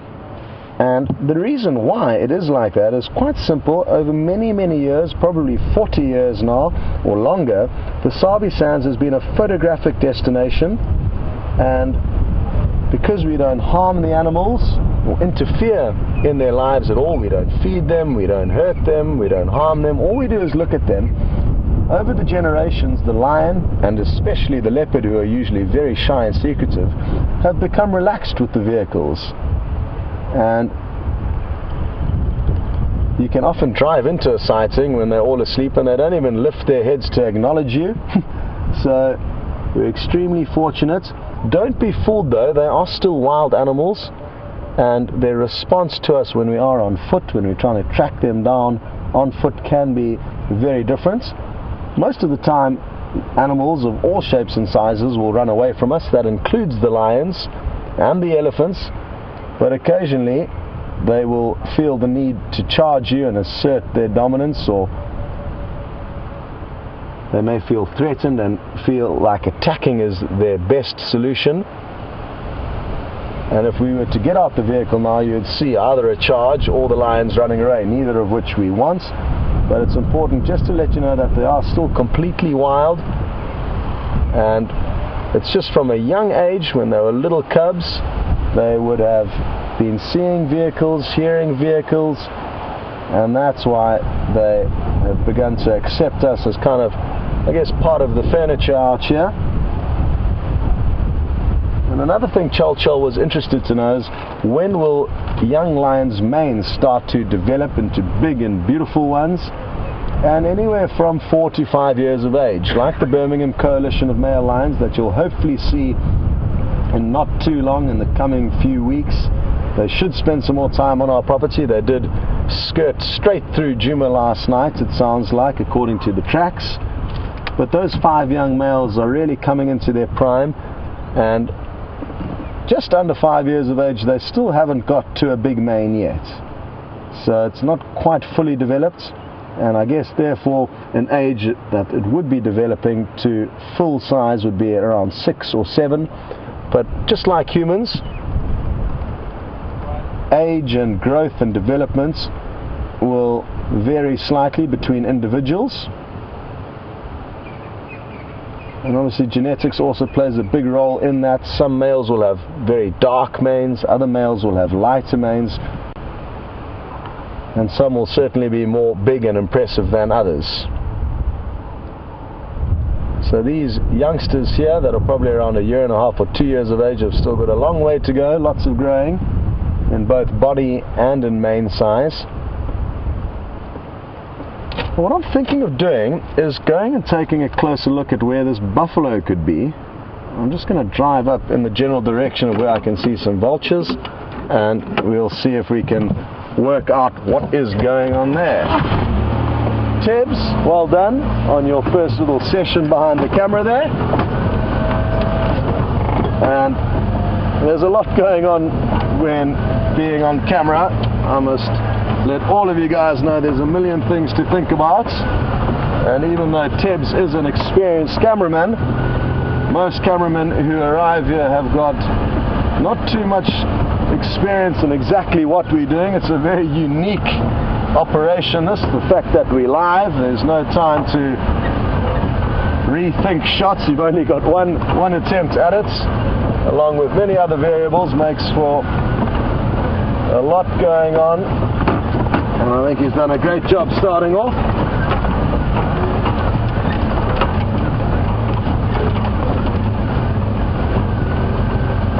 So I can see some vehicle tracks heading up into this riverbed.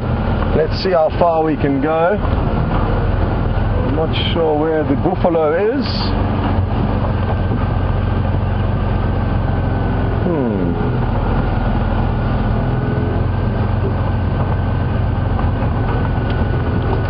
The signal may be a bit shaky in this riverbed, but just want to see what happens if we poke our nose a little bit further. No.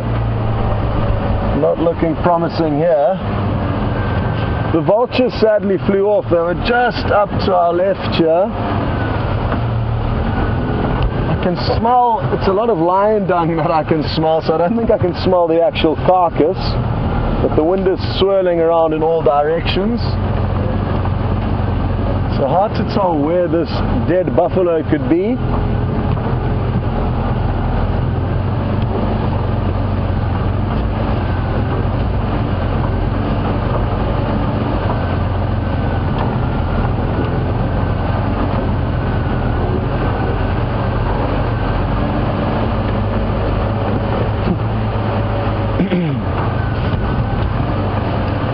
Just got a very good question through from Linda, and she would like to know why I call the safari a show.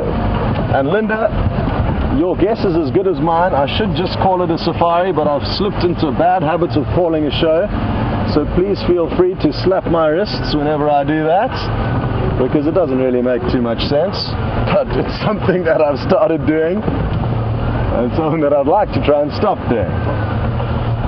So thanks for pointing that out, and feel free, like I said, to call me out every time I do call it that going forward.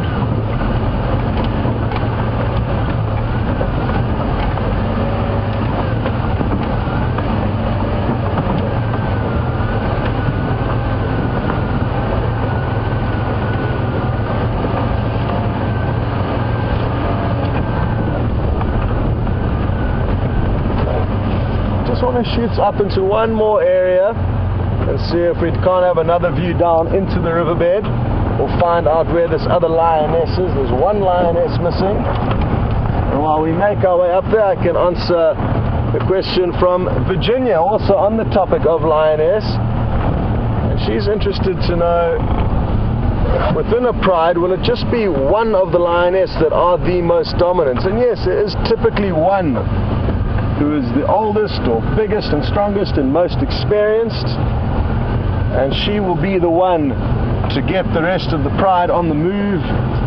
When they wake up, if she starts moving, the rest of the pride will start moving. So it is, yes, certainly one lioness that will usually excuse me, run the show.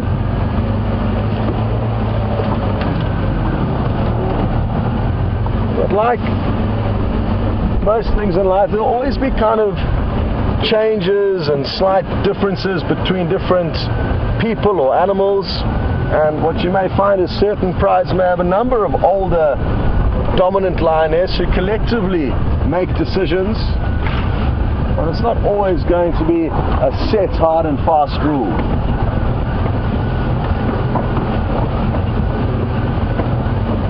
Oh, wow. At about 2 o'clock tips, just to the left of the dead tree, yeah, just to the left of that dead tree, if you just zoom in, left of the tree, keep going, yeah, there it is, lower down, there's a black-backed jackal sitting in the bushes there, and this is an animal that we don't get to see very often, and you can see it just at the top of the screen there. Awesome, well done Tebs. And it's obviously trying to scavenge some of this buffalo carcass, so maybe the jackal will be able to lead us to the kill. I'm just going to give it a moment or two. They can be quite nervous, and you can't blame it because it knows there's lion around. And again, in this very windy weather, it's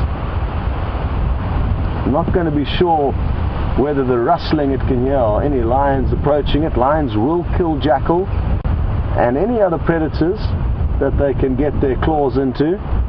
And that's just to eliminate competition. They'll usually not feed on predators that they kill, and do it simply to eliminate competition, like I said.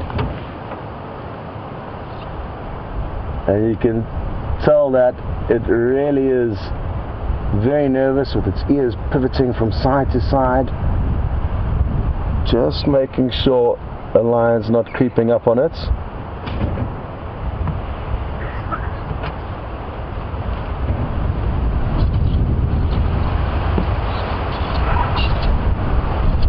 Saw a little bit of movement in the bush far behind that jackal. I couldn't work out what it was, so I'm just trying to look through my binoculars to see if I can't get another glimpse, possibly another jackal, I don't know.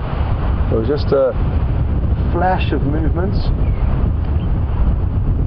and I think while I was looking through my binoculars, the jackal's run off. So let's see where it goes.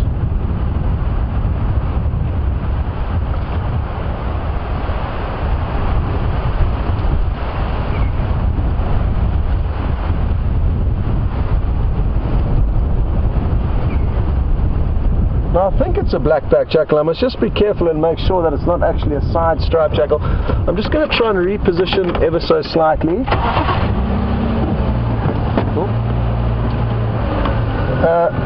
Black-backed jackal will not have a white tip on the end of its tail. So that is the key thing to look for, and the easiest thing to look for when trying to distinguish between the black-backed jackal and the side-striped jackal. Oh no, this one's tail looks like there's got no fur on it, so it's going to be a difficult one to use as an indicator, but I think it may actually be a side-striped jackal. The side-striped jackal does also have a kind of stripe along its flank. Let me see what happens here. But this one's tail certainly didn't look as bushy as it should be. Oh, I think we're getting closer to the action. I can just see some vultures on the ground here, and where there's vultures on the ground, here we go.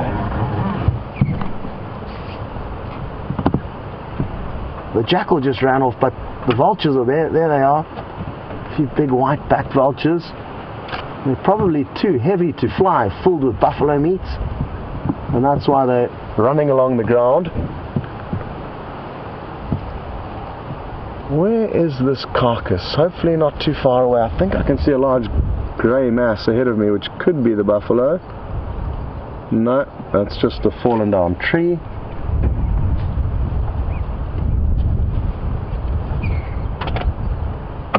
Great! All these carnivores, lions, jackal, vultures, what a morning it's been. A very fortunate start for me, getting back in the vehicle after a couple of weeks away.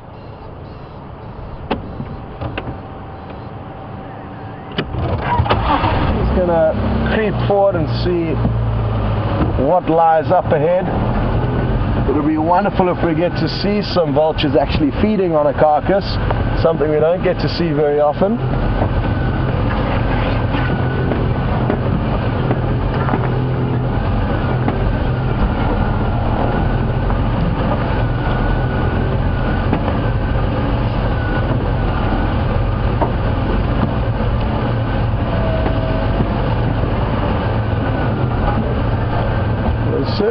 vehicle tracks taking us off-road, continuing in this direction, so I'm guessing the kill could be up ahead. I'm just going to stop here though and try and get you a good view of a vulture just perched itself up in a dead tree.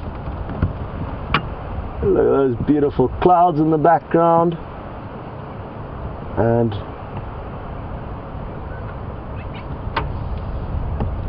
great scene this is. A vulture in a dead tree. They prefer to land in the dead trees because it's far easier for them to land and take off onto a perch with no obstructions, so they'll, especially in the summer months, avoid the trees with leaves where they can. I'm going to get my binoculars, take a close look onto the chest of this vulture, and you may notice it's got a slight protrusion at the base of the neck. And that very slight bump or protrusion is kind of a pantry called a crop, which it can store up to 1.5 kilograms of extra meat in, on top of what it's already fed on. And because they are opportunistic animals that rely on other predators to kill their prey, they cannot hunt for themselves. They need to be able to cash in when the going's good. And now you can see when it's moving about that little kind of bulge from below the neck. Oh.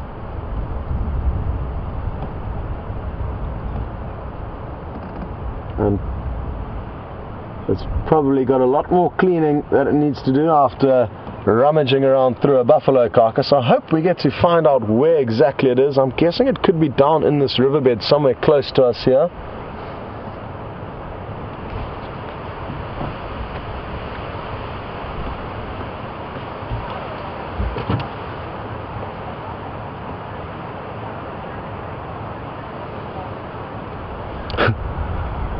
Well, Carol, thanks for your comment and observation. She thought she saw a buffalo somewhere close to where that jackal was sitting. Don't worry though, it's a good sign of positive thinking, and it happens to me quite often.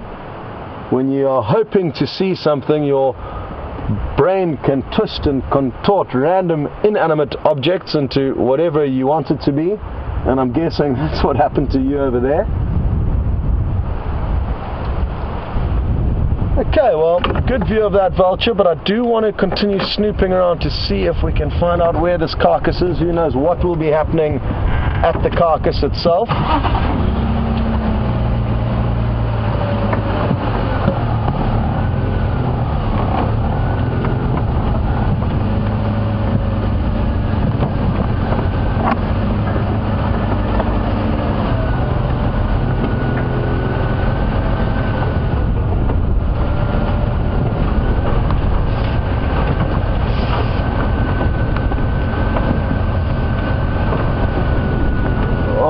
Big thanks to Angie,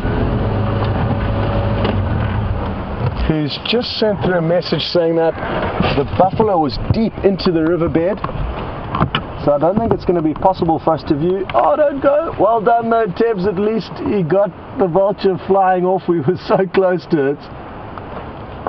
And I think we may get lucky though, because I can see a lot more birds of prey up ahead, a few hooded vultures, white-backed vultures, and I think this buffalo must be just down in the riverbed ahead of us here. So we may be able to squeeze in between these tambuti trees.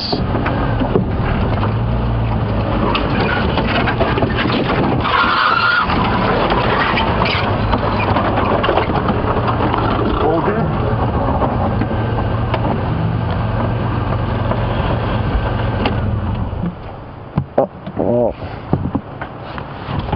The vultures all flew off, but I can just see a few bones here.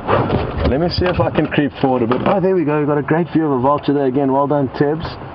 I'm trying to... Ooh, and now I can also smell the buffalo. The buffalo's just down in the riverbed to our left, but let's enjoy the views of this vulture before we try and get you a view of whatever is remaining down there. it looks like just skin and bones, the brief glimpse that I've had. You don't get to see vultures as often as I would like to, so I just want to take this opportunity to really enjoy having a closer look at them. Perfectly designed for their lifestyle. They've got that very long neck with hardly any feathers on it, and that's critical because they're doing so much feeding in quite bloody, messy carcasses, often squabbling with other vultures. That neck, if it was feathered and difficult to maintain, would be not the wisest option for the vultures. So it's very easy to keep clean. And what you may notice as it swivels its neck around is that it's almost got a scarf, there we go, of long feathers. And when it's flying up at high altitudes where it can be cold, it'll have that long neck tucked in with a little scarf keeping it warm.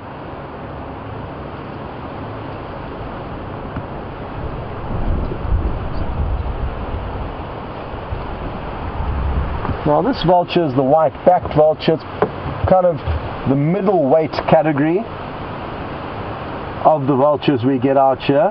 It's the most common. And other vultures, the hooded vultures, are a lot smaller, both in body size and in beak size.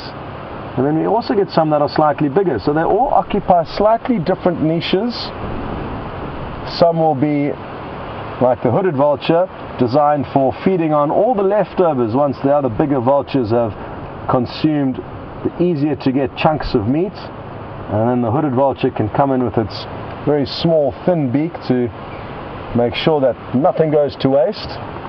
And I'm hoping it won't be long before a hooded vulture pops into a spot where we can show it to you, but for now I can't see any near us.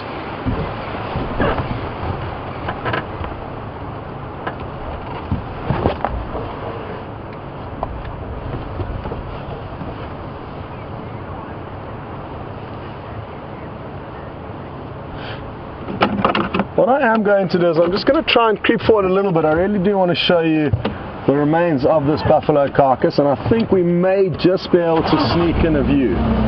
Hold on though, because it's quite a steep bank here and we don't want to crash down it, not on Teb's first morning. I think we'll be okay.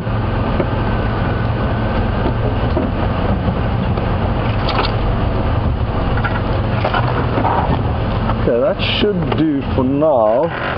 And if we just look down to our left here, Tebs, there we can see a bit of the carcass. That's a bit of the rib cage you can see, and the spine. There's still a little bit of meat for the vultures to feed on, especially between all those ribs. Doesn't smell very pleasant, that I can assure you. And who knows how this buffalo came unstuck. I'm guessing it died of natural causes here. It maybe fell down and hurt itself down this very steep ravine that we parked on the edge of. And it looks like it's been here for quite some time. So glad that we got you a brief glimpse of the carcass, but what I'm probably going to do is move away from it, because by us being here it's going to prevent the vultures doing what they want to do, and that way we'll also get into a more comfortable position. Tebs and Jandre are hanging on like mountain climbers onto the back of the vehicle. They're not as fortunate as me. I'm in a comfortable seat here. They don't have the same privilege as me. Thanks guys. Okay, well, it's going to take us a couple of minutes to get back to the lions, and while we are wiggling our way through the bush, we will send you back to James for a quick update on what he's up to. See you later. Well, I bring you the news, everyone, that unfortunately the Birmingham boys have crossed into Torchwood, which is to the east of us, and I've just had word now from Ephraim, who works at Cheetah Plains, that they turned due south and headed into Mala Mala. Now, I think that's quite an interesting situation. This has been a male lion vacuum. Until last night, it's the first time the Birminghams have come through here in quite a while. They haven't spent any time on Djuma at all. They've spent very little time on Buffelshoek, which is also their kind of domain. Well, it was originally their domain. And I think that this place here, Djuma, is setting itself up for perhaps another influx of lions from the north, maybe the Salatis. And I also think it's fascinating that the lions you're watching with Scott, the Tsalala pride, are as far out of their natal territory as they normally are. And that, we think, is a result of the fact that our old boys, the Matimbas, Hairy Belly and Ginger, have headed down towards Londolozi and seem to have carved themselves a little niche there. And while they've been there, they terrorized the Tsalala pride, who skedaddled up here and found that the Nguhuma pride, which had in turn been terrified by the Birmingham boys, they'd skedaddled into Kruger, and they found the place totally empty, and so they hung around here for a little while. We also had the Shimungwes around for a little while, so we had three prides in the territory that wasn't their own. So quite interesting line developments. I think things are far from settled yet. So that's all rather interesting, and I'm so glad that we had the opportunity to see it all going on. We're coming now up to Treehouse Dam, where there appears to be a high activity from one or two doves. Otherwise, it is a barren wasteland. And the wind, as you can tell, is still howling through the trees. So it's quite, I mean, it gives you an atmosphere of expectation here, and we'll just show you what those doves are drinking. They are drinking some muddy water. They're feeling pretty safe there because they can see all around them, and nothing much is going to come down and harass them at that little waterhole there. Those are laughing doves, the ones in front, and then there is a ring-necked dove behind.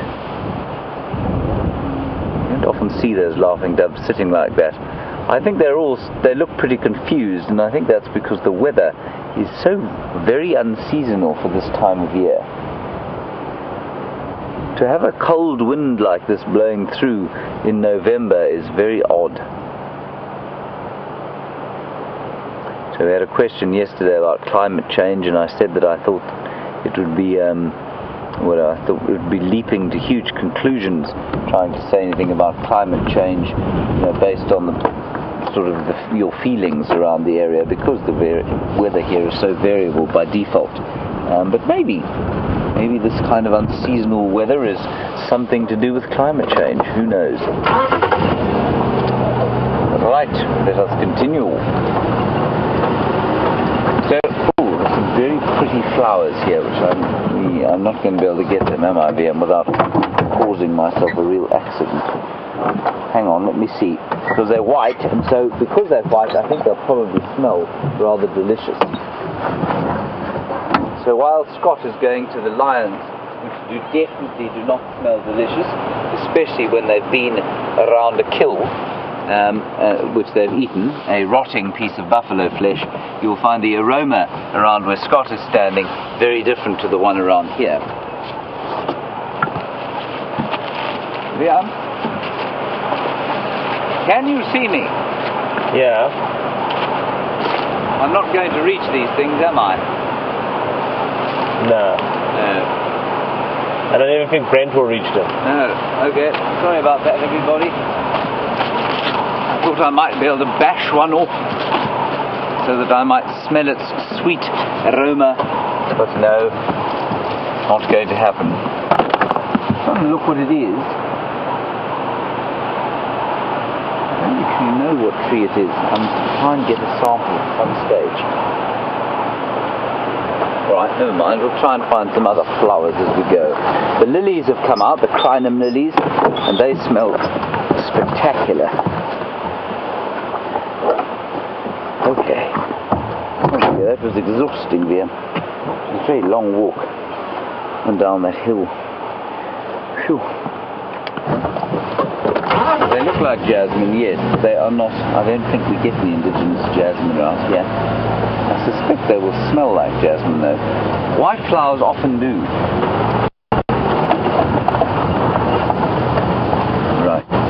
Right. There were more squirrels alarm calling here, but the more and more often we see them and hear them, the more convinced I become that they are just liars.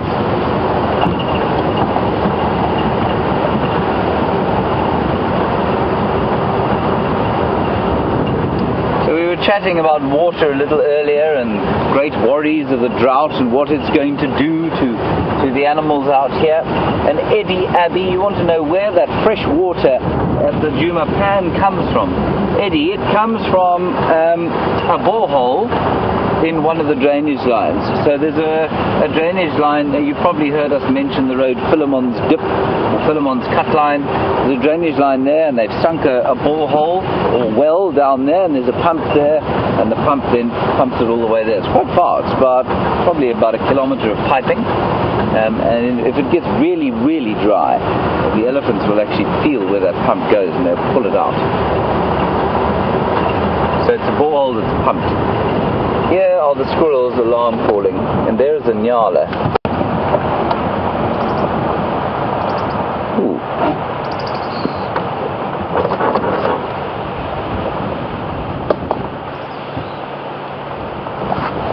Yes, beautiful nyala bull.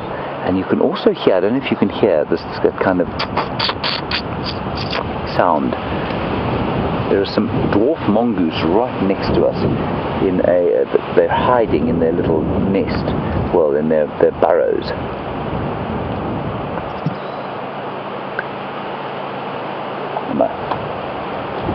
Lots of different choice for a browsing antelope.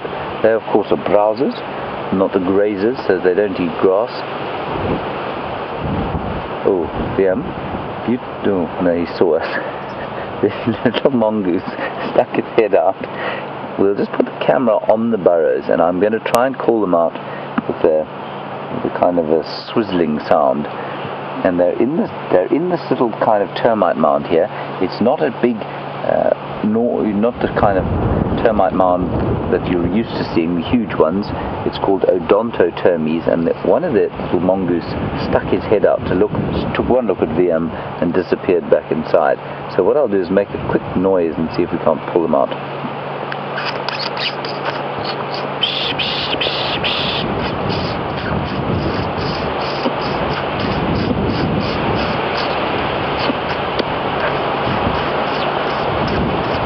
I think we're there. There he goes. There he is. Did you see him? Did you get him? Yeah. Just you see the pull out a bit there. Yeah. Just go to the that there, that little hole there. That's where they're coming out. Yeah, I'll try it once more, everyone. He did come out.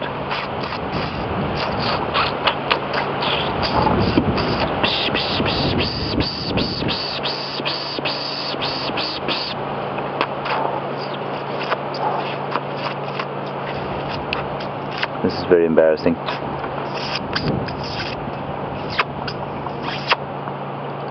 No, not going to come out. We missed our one chance. How deeply embarrassing. Sorry about that. Okay, I think we should probably press on. Red-faced, egg-faced. They also alarm call, a bit like that noise I was making.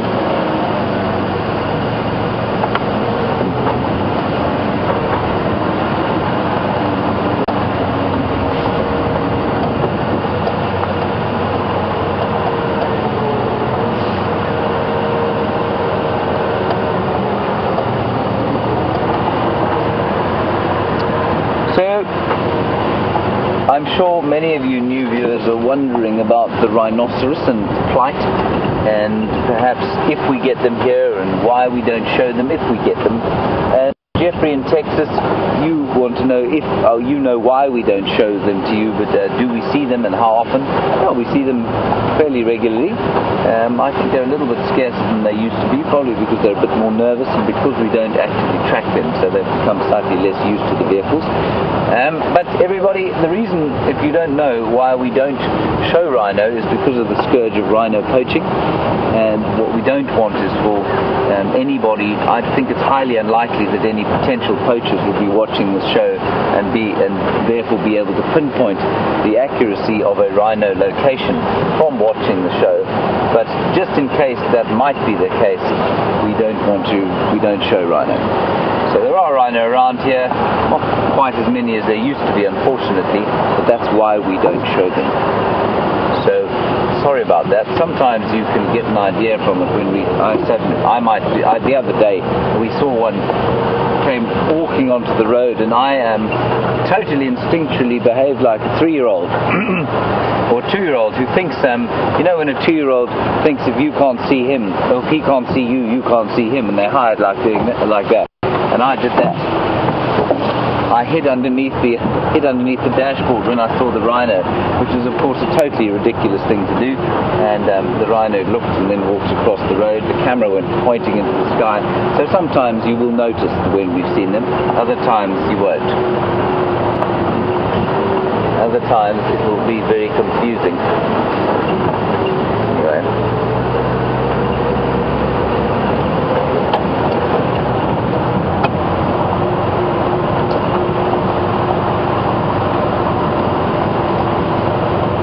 Now, we get many questions, especially from the New World, about similarities in animals, and sometimes from Europe. And Bob, I think you're in the States, but maybe tell us next time you ask us a question. It really is nice to hear where you're all from. And Bob, you want to know if we get chipmunks here? Bob, we do not get chipmunks here. Chipmunks, as far as I'm aware, are, I don't know if they're rodents or mustelids, but they're kind of probably halfway between a rodent and a mongoose type thing, but we don't get them here, no. They occur in Europe, in Asia. They certainly occur in Russia. I've seen them there, but we don't get them this far south. And I think what you find is that, well, first of all, the splitting of the continents many years ago split the lines of animals, and so sometimes things are completely different where you happen to be. Mostly that's often that's birds and reptiles. The mammals, of course, though, have been blocked by various land and ice bridges over the years. So the Sahara has proved an enormous barrier to animals crossing over. So you often don't find animals south of the Sahara and south of the Arabian Desert that you may find in the northern reaches. So chipmunks would be one of those. Giraffes never made it into Asia and Europe. Lions did. Lions were found everywhere, but you didn't find buffalo, zebra, all of those sorts of animals never made it north of the Sahara and across the Isthmus of Suez into Europe and Asia. But I think some of the animals that are shared between North America, maybe even South America, and Europe and Asia would have crossed, or their common ancestors would have crossed the Bering Strait during the various ice ages that we had. So Bob, there is a long and convoluted experience for why we don't get any chipmunks here. Right, I am now waffling on, and there is no need to watch me waffling on when you could be looking at the magnificent Tsalala Pride with Scott Dyson, recently returned from leave. I will see you just now. Welcome back, everyone, and as you can see, not too much has changed here. The lions are all still fast asleep. Still not sure where the other lioness could be though, so hopefully she'll come onto the scene at any moment. But for now, take a closer look at what's going on here. Some of you may have only just joined more recently and have yet to see the lions this morning. When we came across them, they were up and about. Some of them were drinking, so we got a fortunate start to the sighting, but I'm guessing they're going to be spending the rest of the drive asleep. Having said that though, there's not much water around at the moment, and if we're lucky, some of their prey species will come into this area hoping to have a drink. And even though the lions are fast asleep now, they'll be sure to change tone, and if any opportunity does present itself, they'll certainly try and make the most of it. Even though they are fairly full-bellied from the buffalo carcass that they've been feeding on, they are highly opportunistic, and I've seen lion with far fuller bellies hunting and capturing prey. So there is still a chance we may get to see some action.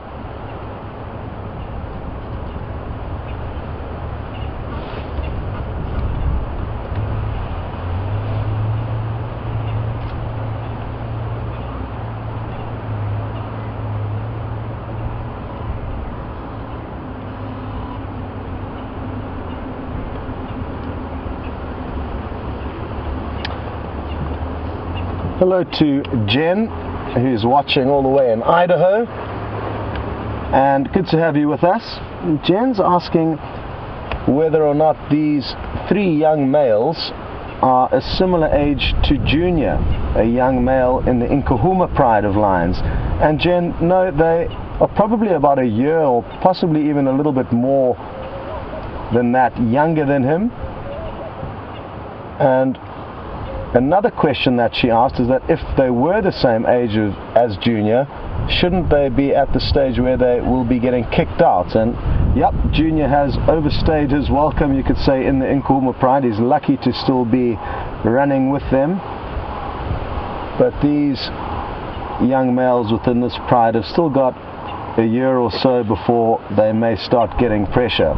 Although, let me reiterate things, it's a complicated situation, this, because they are now in an area where the Birmingham males are dominant, so it actually won't be the fathers of these young males who kick them out of the pride, and that's usually what will happen.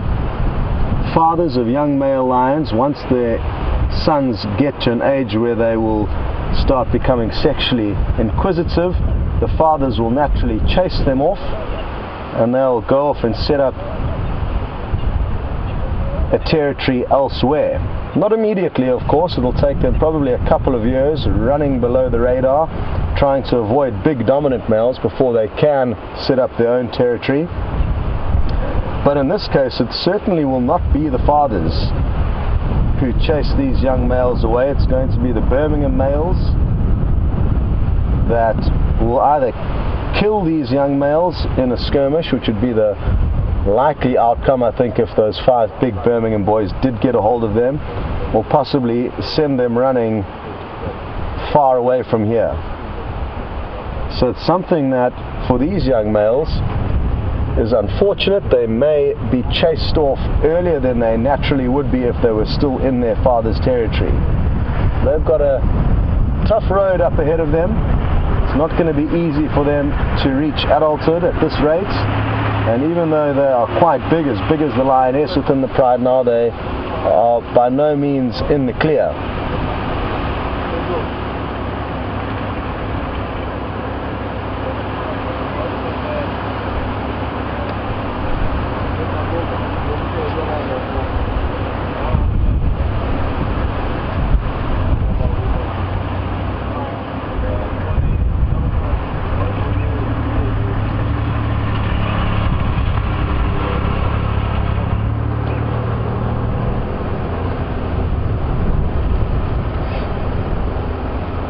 Janet's just sent through a comment saying that these lions are looking quite beat up, and you're 100% correct, Janet. They are not looking in the best condition. And Tamara is interested to know if the gash on the young male is healing. There's a little gash at the base of its tail. I'm not sure which one it is now. It's going to be difficult for Tebs to show you, but one of these young males has got a bit of a gash at the base of its tail. And it does look to be healing to me. It's the first time that I've seen these lions, as far as I can remember. So I'm not too sure what it looked like in the past. Maybe some of the viewers who got a glimpse of that gash earlier and have seen it in the past can help me and let us know if it is in fact healing, but I'm guessing it is. It doesn't look like a very serious wound as far as lions go, and as far as I could see, it did look to be like it was mending itself. They're incredibly resilient and tough, these animals, so wounds that may often appear to be quite bad are nothing too serious for them.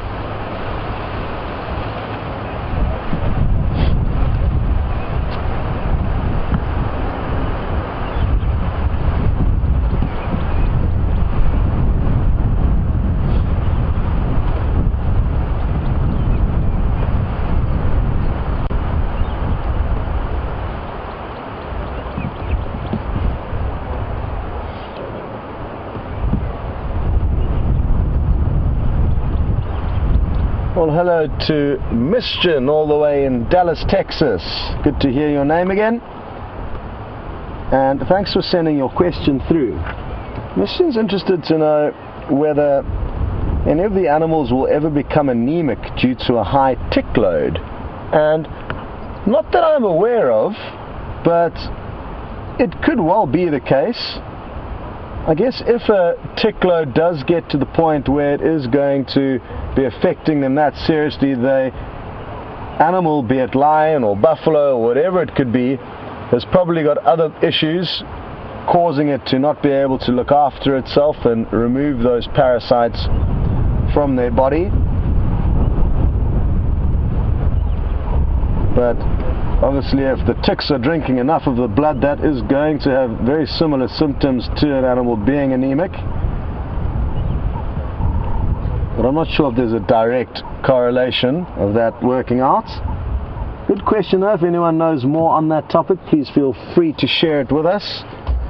That is one thing I do love about the Safari Live experience. Often you, the viewers, are teaching me a thing or two. It's not just the other way around, as it can be having regular guests who are often not nearly as experienced in terms of safari as a lot of you are. Most of the guests who you drive around in the Sabi Sands are coming for their first and last time. Obviously you do get some people who fall in love with safari and the Sabi Sands and therefore come back here. But usually as a guide in this area you are going to be driving first time safari goers, whereas with you guys there's a lot of seasoned veterans.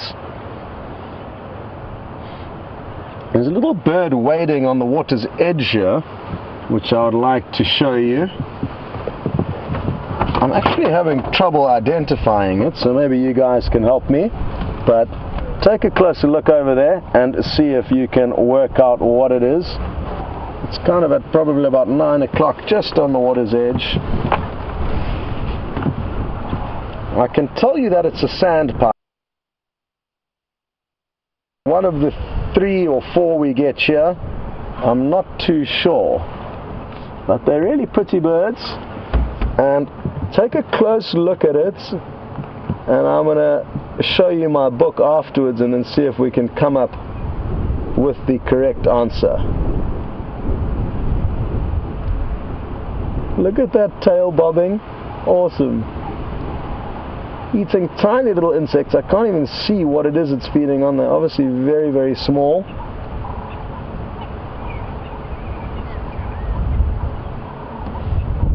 And this is one of the migratory birds that isn't here during the winter months.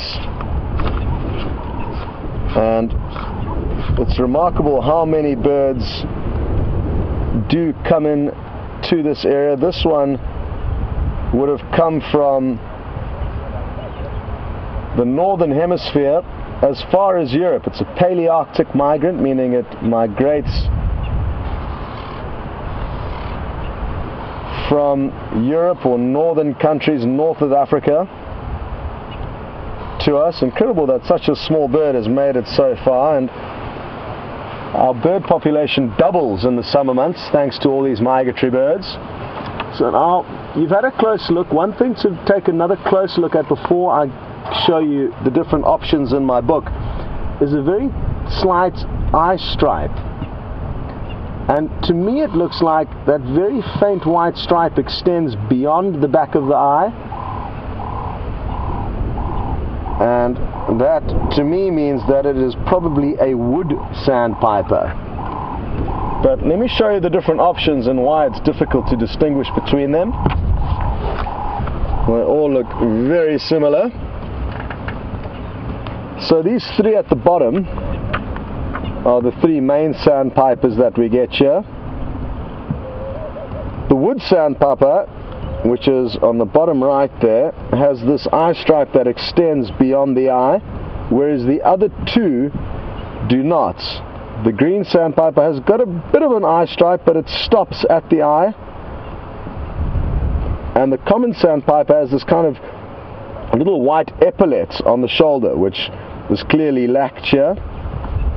Another difficult thing to distinguish with birds, water birds, is here it says the green sandpiper has got greenish legs and the wood sandpiper has got yellowish legs, but in this green murky water the yellow legs of a wood sandpiper could be tinted a greeny color.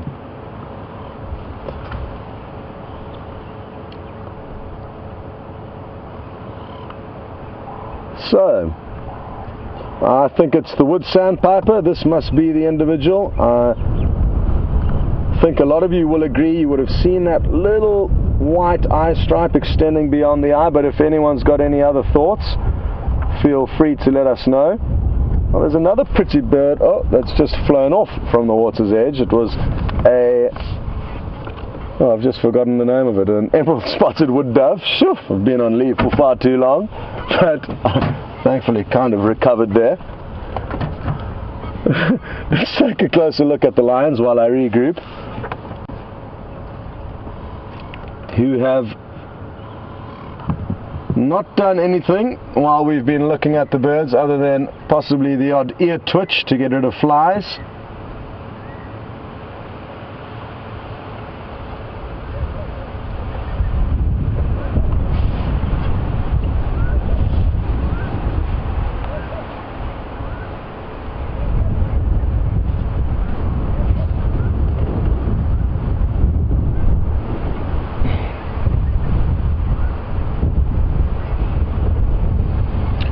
Hello Zoomy Jody, and thank you for your kind welcome back for me.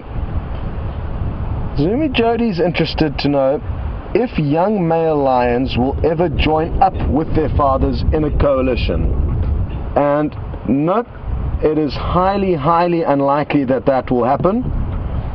What is more likely though is that they may join up with a bigger older male from another coalition, or possibly even several of them.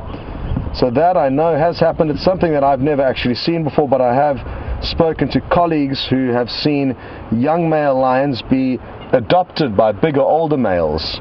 Interestingly enough though, the first time those lions meet is a violent affair, and they have a big fight, kind of work out who's who and who's strongest and what's what, and then they make friends thereafter and forge coalitions. And it kind of makes sense. A young male or an old male or several old males who are clever will adopt three younger males who will add strength to their coalition, but it's not always the case, and there's no set rule as to what will happen. There's so many variables, Jody. I mean, if we think of Junior, the young male from the Nkahuma pride, he doesn't have any brothers, so even though it is time for him to be kicked out, it's going to be very difficult for him to succeed alone, especially in an area like this where there are so many large coalitions of big males. And I'm hoping that he will be an example of a young male who gets adopted by a coalition of older males, because if that doesn't happen, it's going to be a very tricky future for him.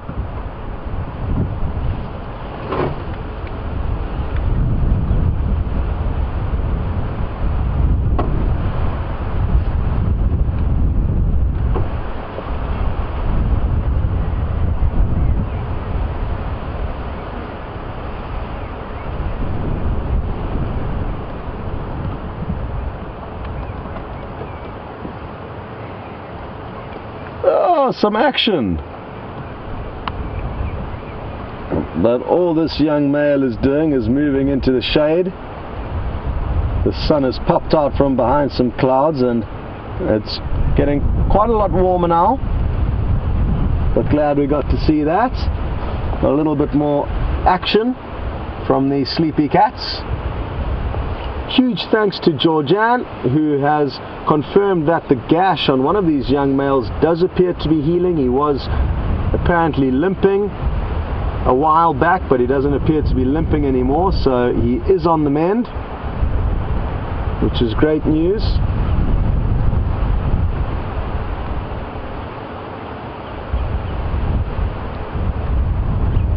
And just on the topic of what we were discussing earlier about how young males will be kicked out of prides, at least these three youngsters, even if they get kicked out of this area now, they are a little bit young to be fending for themselves, but certainly capable of catching their own prey.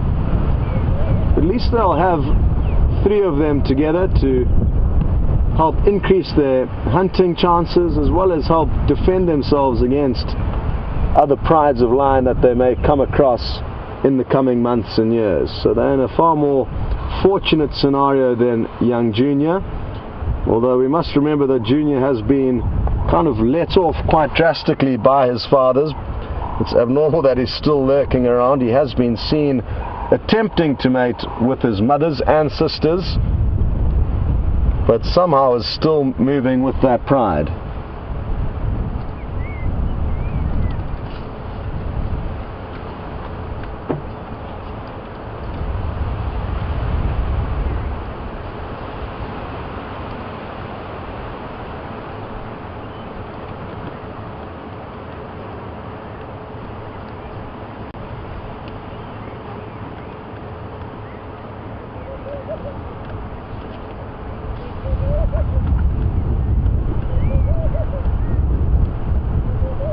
Hello to Zoot, who's watching in New Zealand, and well done Zoot to your rugby team, who certainly were the deserved winners of the World Cup that's just taken place. What a great team the All Blacks have at the moment. And I've completely forgotten what Zoot was asking me, but I'm sure it won't be long before Nikki reminds me. Apologies for that. Oh, sorry, it's just come back to me. And Zoot would like to know what would happen if this pride of lion came into contact with the Nkuhuma pride of lion. And it would be wonderful to know what would happen, because it's quite an equal match. It's 6 lions on 6 lions. And I'm guessing Junior, the young male with the Nkuhuma pride, would possibly give them the edge. He's going to be far bigger than any of these lions, and he may well make a difference if it does come to a skirmish between these two prides. But I've got no idea for certain what would happen. It's so difficult to say, Zoot. You can kind of team up 6 humans against another 6 humans and anything can happen, and there's so many variables, and I certainly haven't seen enough of this Tsalala pride to know what they are capable of. But it would be an interesting skirmish, and it is a potentially interesting sighting that we could be lucky enough to see. The Nkuhuma pride move into Arethusa, into this area where we are now, and the Tsalala pride, these individuals have been spending time on Djuma. So there's certainly a huge overlap of territories at the time being, and I'm sure even if we don't get to see it ourselves, there are going to be a few skirmishes and interactions between these prides, and if they are ever around when we aren't, we'll be sure to keep you updated. The great thing is the guides from the surrounding camps will always keep us updated as to what's going on, and we'll be sure to pass on those updates to you. Like I said though, hopefully we'll be in the right place at the right time. To see lions having an altercation is something that happens very rarely. In all of the years that I've spent in the bush, I've seen very, very few encounters between different prides of lion, and it's something that I certainly would like to see more of. And the beauty of being on safari is you simply do not know what is going to happen and or when. Even as we sit here now with these sleepy lions, strange things could happen. Other lions could arrive, leopards could arrive on the scene, just like yesterday. These lions chased Tingana and Karula. Two leopards up into a tree. The leopards were feeding on the buffalo carcass that these lions stumbled upon, and then chased the leopards away. Who knows, maybe those leopards are still lurking around nearby. Now, I've got some great news, folks. I've just spotted an animal that I have never once shown you on Safari Live. What I'm going to do though is I'm going to show it to you from where we're sitting here. It's straight ahead of us, Tebs. If you just zoom into that green tree with the horizontal branch that's just above the dam wall here, to the right of that dead tree, you just go, and if you follow that horizontal branch along to the right, a little bit lower down, sitting in that tree, you can see a strange shape. It's almost like two ears popping up. Can you believe it? It's an African scops owl. How awesome! So let's go and take a closer look. I just saw that strange shape and used my binoculars to confirm that it was in fact an owl, and I'm hoping we're going to get you some great close-up views of it.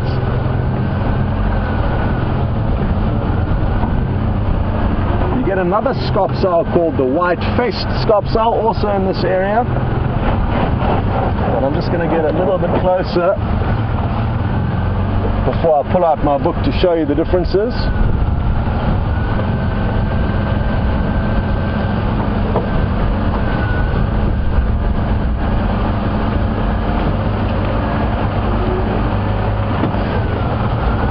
It's going to be a gamble to see how close we should get to it, but certainly don't want to chase it off. Oh wow, there's another one. Oh, the one flew. The one flew, but there isn't. But there is another one sitting in there.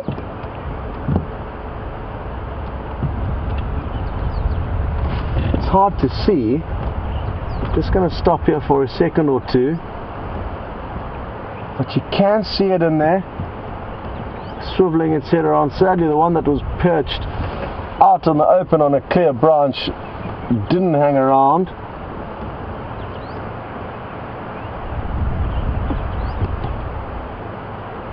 There may even be some more sitting in this tree. It may be two adults with some youngsters. I have seen that in the past with these owls. But for now, it's just the one that's remaining in the tree. The other one has flown off. I just want to see if I can't get a slightly better view.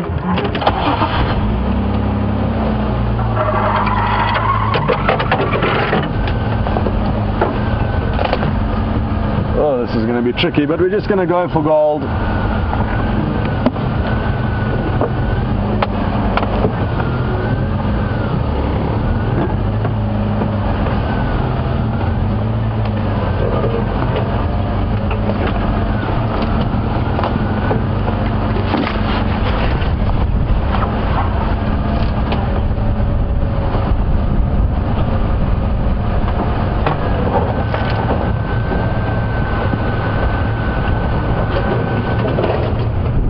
I don't know if Tibbs is going to have a good angle here, but hopefully you'll be able to see its head.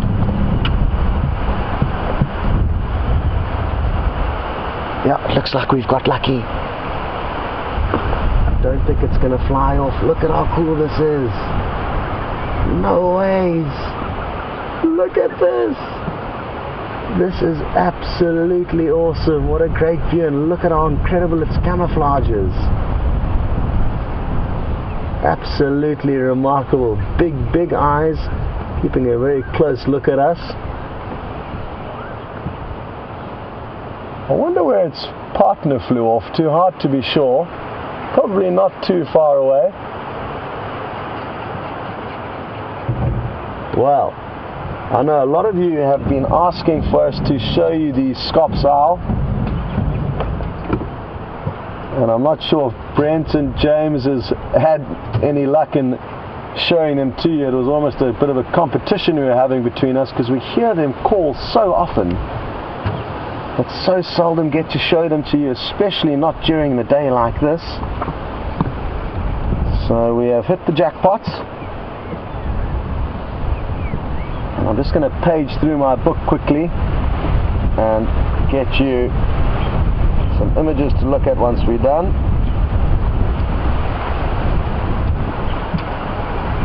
And we don't see them very often, but they are usually in pairs. They are monogamous, so they will form lifelong bonds, and they nest in cavities in trees, and this tree does actually appear to have 1 or 2 cavities in it.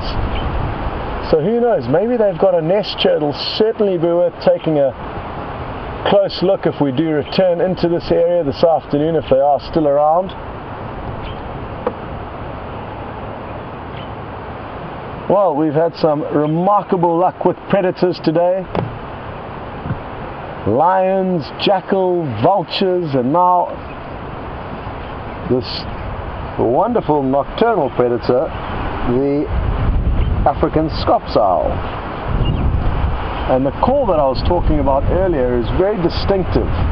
Every kind of 4 seconds they'll let out a shrill 1, 2, 3, 4, and it's a call that rings out loudly at this time of the year. Oh, it looks like it's thinking of moving off.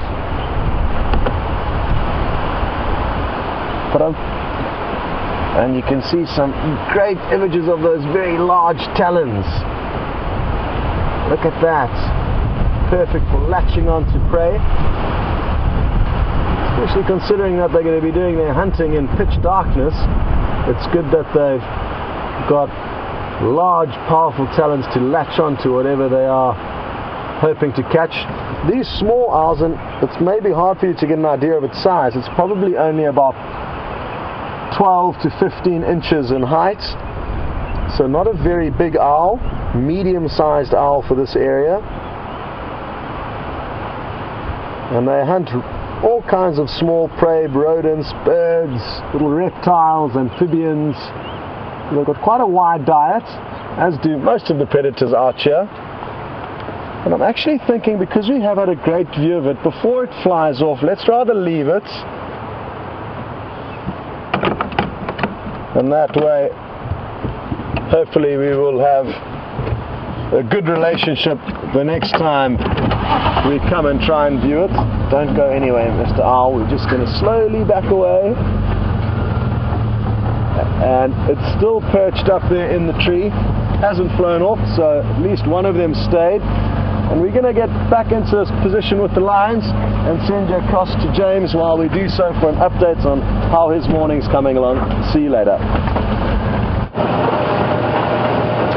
So, we have been driving around, searching frantically into the wilderness, scouring the leaves, scouring the grasses, scouring everything, and we have found nothing but the great rustling of the wind in the leaves and a black... You can see it there, Liam? No, gone now. Southern black tit, gone. This has been the general way of things for me today. Have you got it? Yeah. Back a bit? Yeah, forward. Forward. Oh, that's the fork-tailed drongo, is it? There. Forward again. Say when? Oh, right, now quickly before he flies off. Oh no, there he goes. Oh, no, gone. Okay, so, I mean, sometimes they say that, you know, your energy's off, then that's what happens. Others call that karma. I'm not sure what it is, but we've certainly driven around the vast extent of Djuma, just about every road. I think I've looked under every rock, every stump, every stick. I have peered into every hole in every tree. And the sign of any form of heartbeat has been conspicuous by its absence. But at least you have had marvellous lions with Scott and incredible buffalo kill there. We still don't really know what happened to that buffalo, you know. Originally being fed on by Tingana and Karula, much too big for them to have killed. So maybe he tripped and fell into the bottom of that sort of ravine. That's possible. Maybe he was sick and old and decrepit and just decided life was too much. I'm not sure.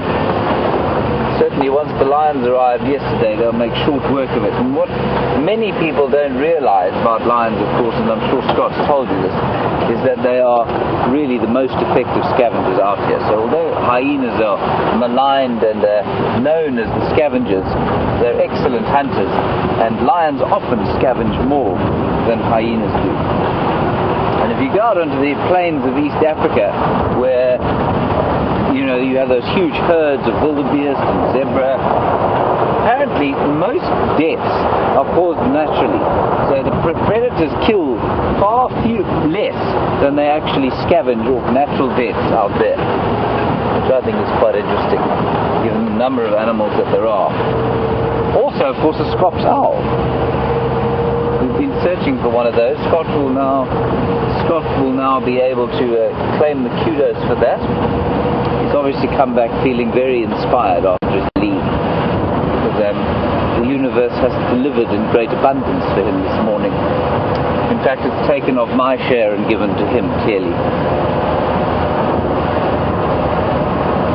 Still, it's a fascinating morning from a weather point of view. Very strange weather, this, I must say. I don't understand it at all, why it should be so blustery. Perhaps have some more luck this afternoon.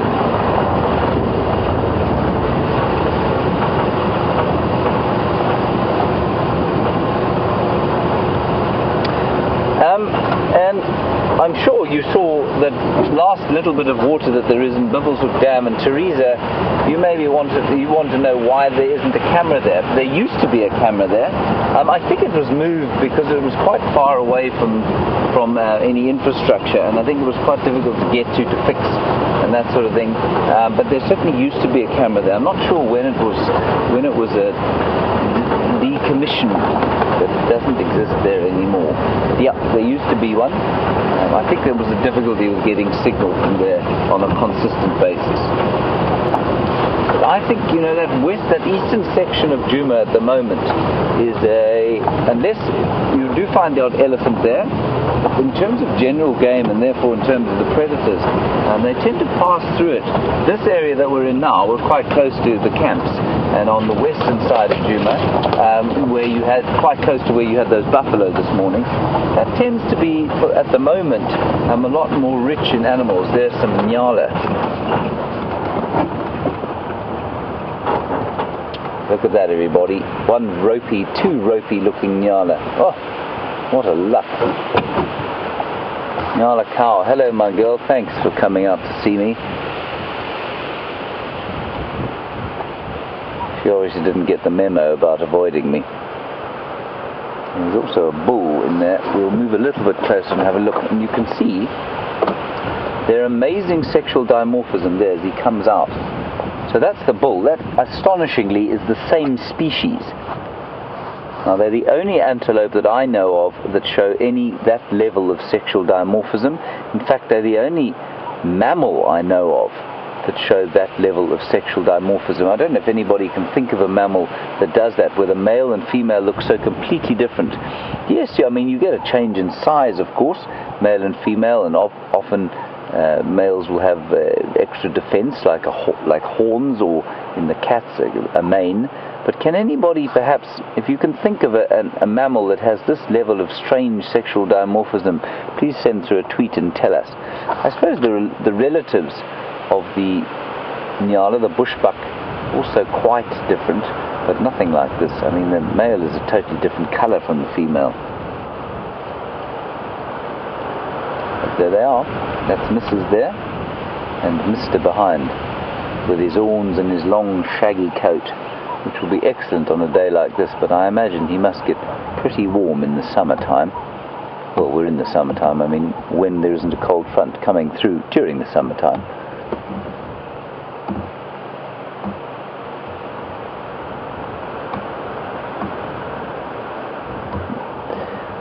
Right, I think Scott's moved back to the lions now, so let's go and have a last look at them before the end of drive. You have been very lucky with him, so I don't think that you should absorb some of my lack of luck today. So let's go back to Scott and his luck, and I'll see you just a little bit later. Welcome back, everyone, and we've got into a really great low position here to enjoy the last few minutes of the safari. So take a closer look, and well done to James, who found some Nyala for you eventually after a fruitless morning. It can be like that out here though, so we've just got to remember how fortunate we are to have been in the right place at the right time to get to view these lions. There's also two other vehicles enjoying the sighting with us at the moment. There's been kind of steady stream of the other game viewers coming through to show their guests these lion. It really is strong. And I'm not sure where the camera was, but the one lion got a bit of a fright as a cloud of dust got blown over his face.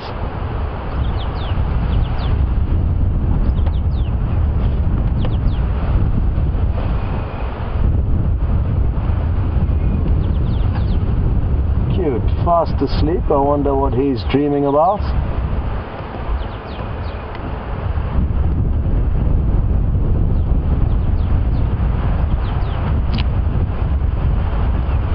And earlier on there was a question came through asking what would happen if the Nkuhuma pride and the Tsalala pride, this pride of lion that we were viewing, came into contact, what would happen.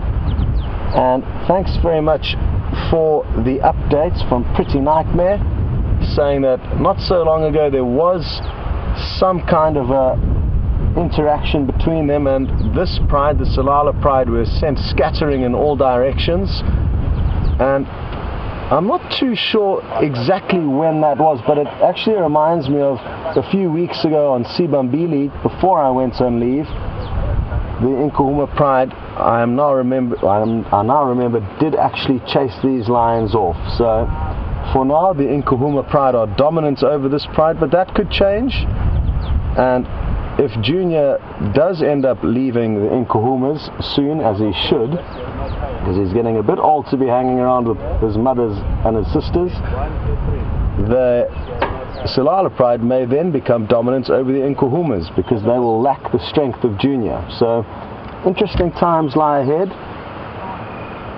but for now, thank you for those updates. The Nkuhuma pride are certainly dominant. Obviously the mama or the grandmama can be around 10 years old.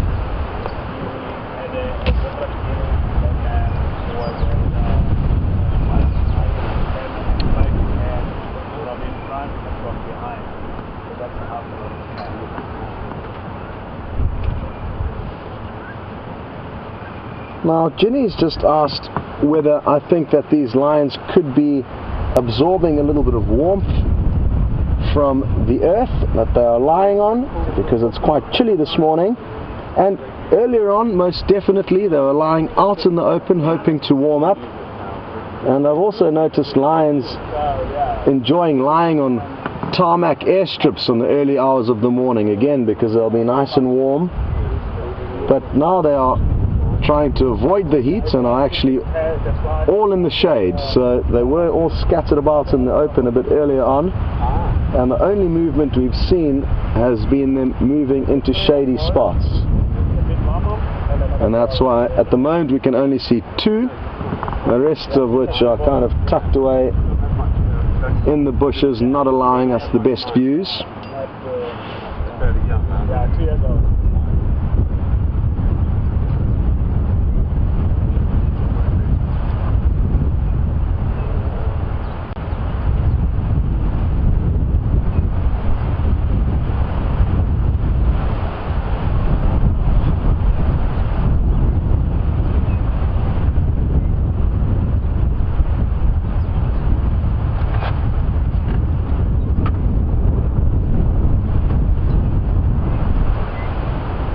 we've got the same question through from a few of you, Clara, Donna and John, and you're all interested to know, why have we got a new cameraman? Has somebody left? And no, the good news is nobody's left.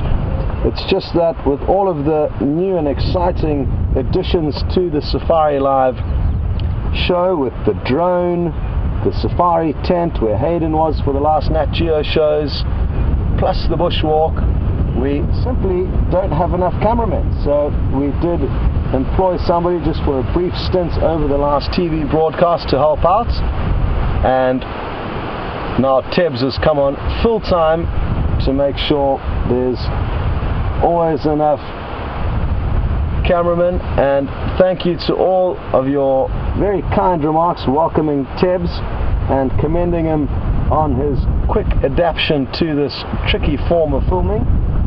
It's got a big smile on his face, and he's just arrived, so he's still getting to grips with the fact that we are interacting with people all around the world, and he's so far loving being a part of it. So good to have him on board, and it certainly helps with all of your kind remarks and warm welcome. So thanks very much for that.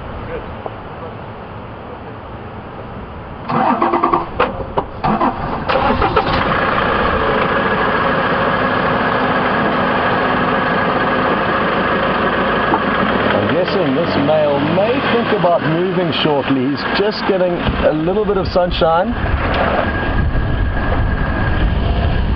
I just want to let Sean know that there's a scop's owl in the tree. So I'm just going to wait for him to get his earpiece in. Sean, there's a scop's owl in that acacia, kind of at your 10 o'clock if you want to have a closer look. Yeah, that one.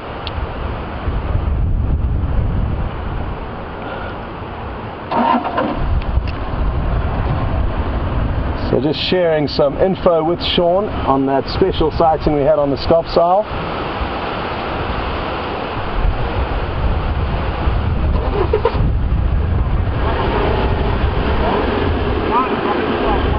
And John, Christy, Donna, Teresa, again, thank you for all your kind remarks, and very happy to hear that you loved that Scops Isle sighting, as did we. That camouflage was remarkable, and quite nice to see it during the day as opposed to at night, and hopefully it won't be too long before we do spot one at night time. And who knows, maybe we'll even get to see it hunting.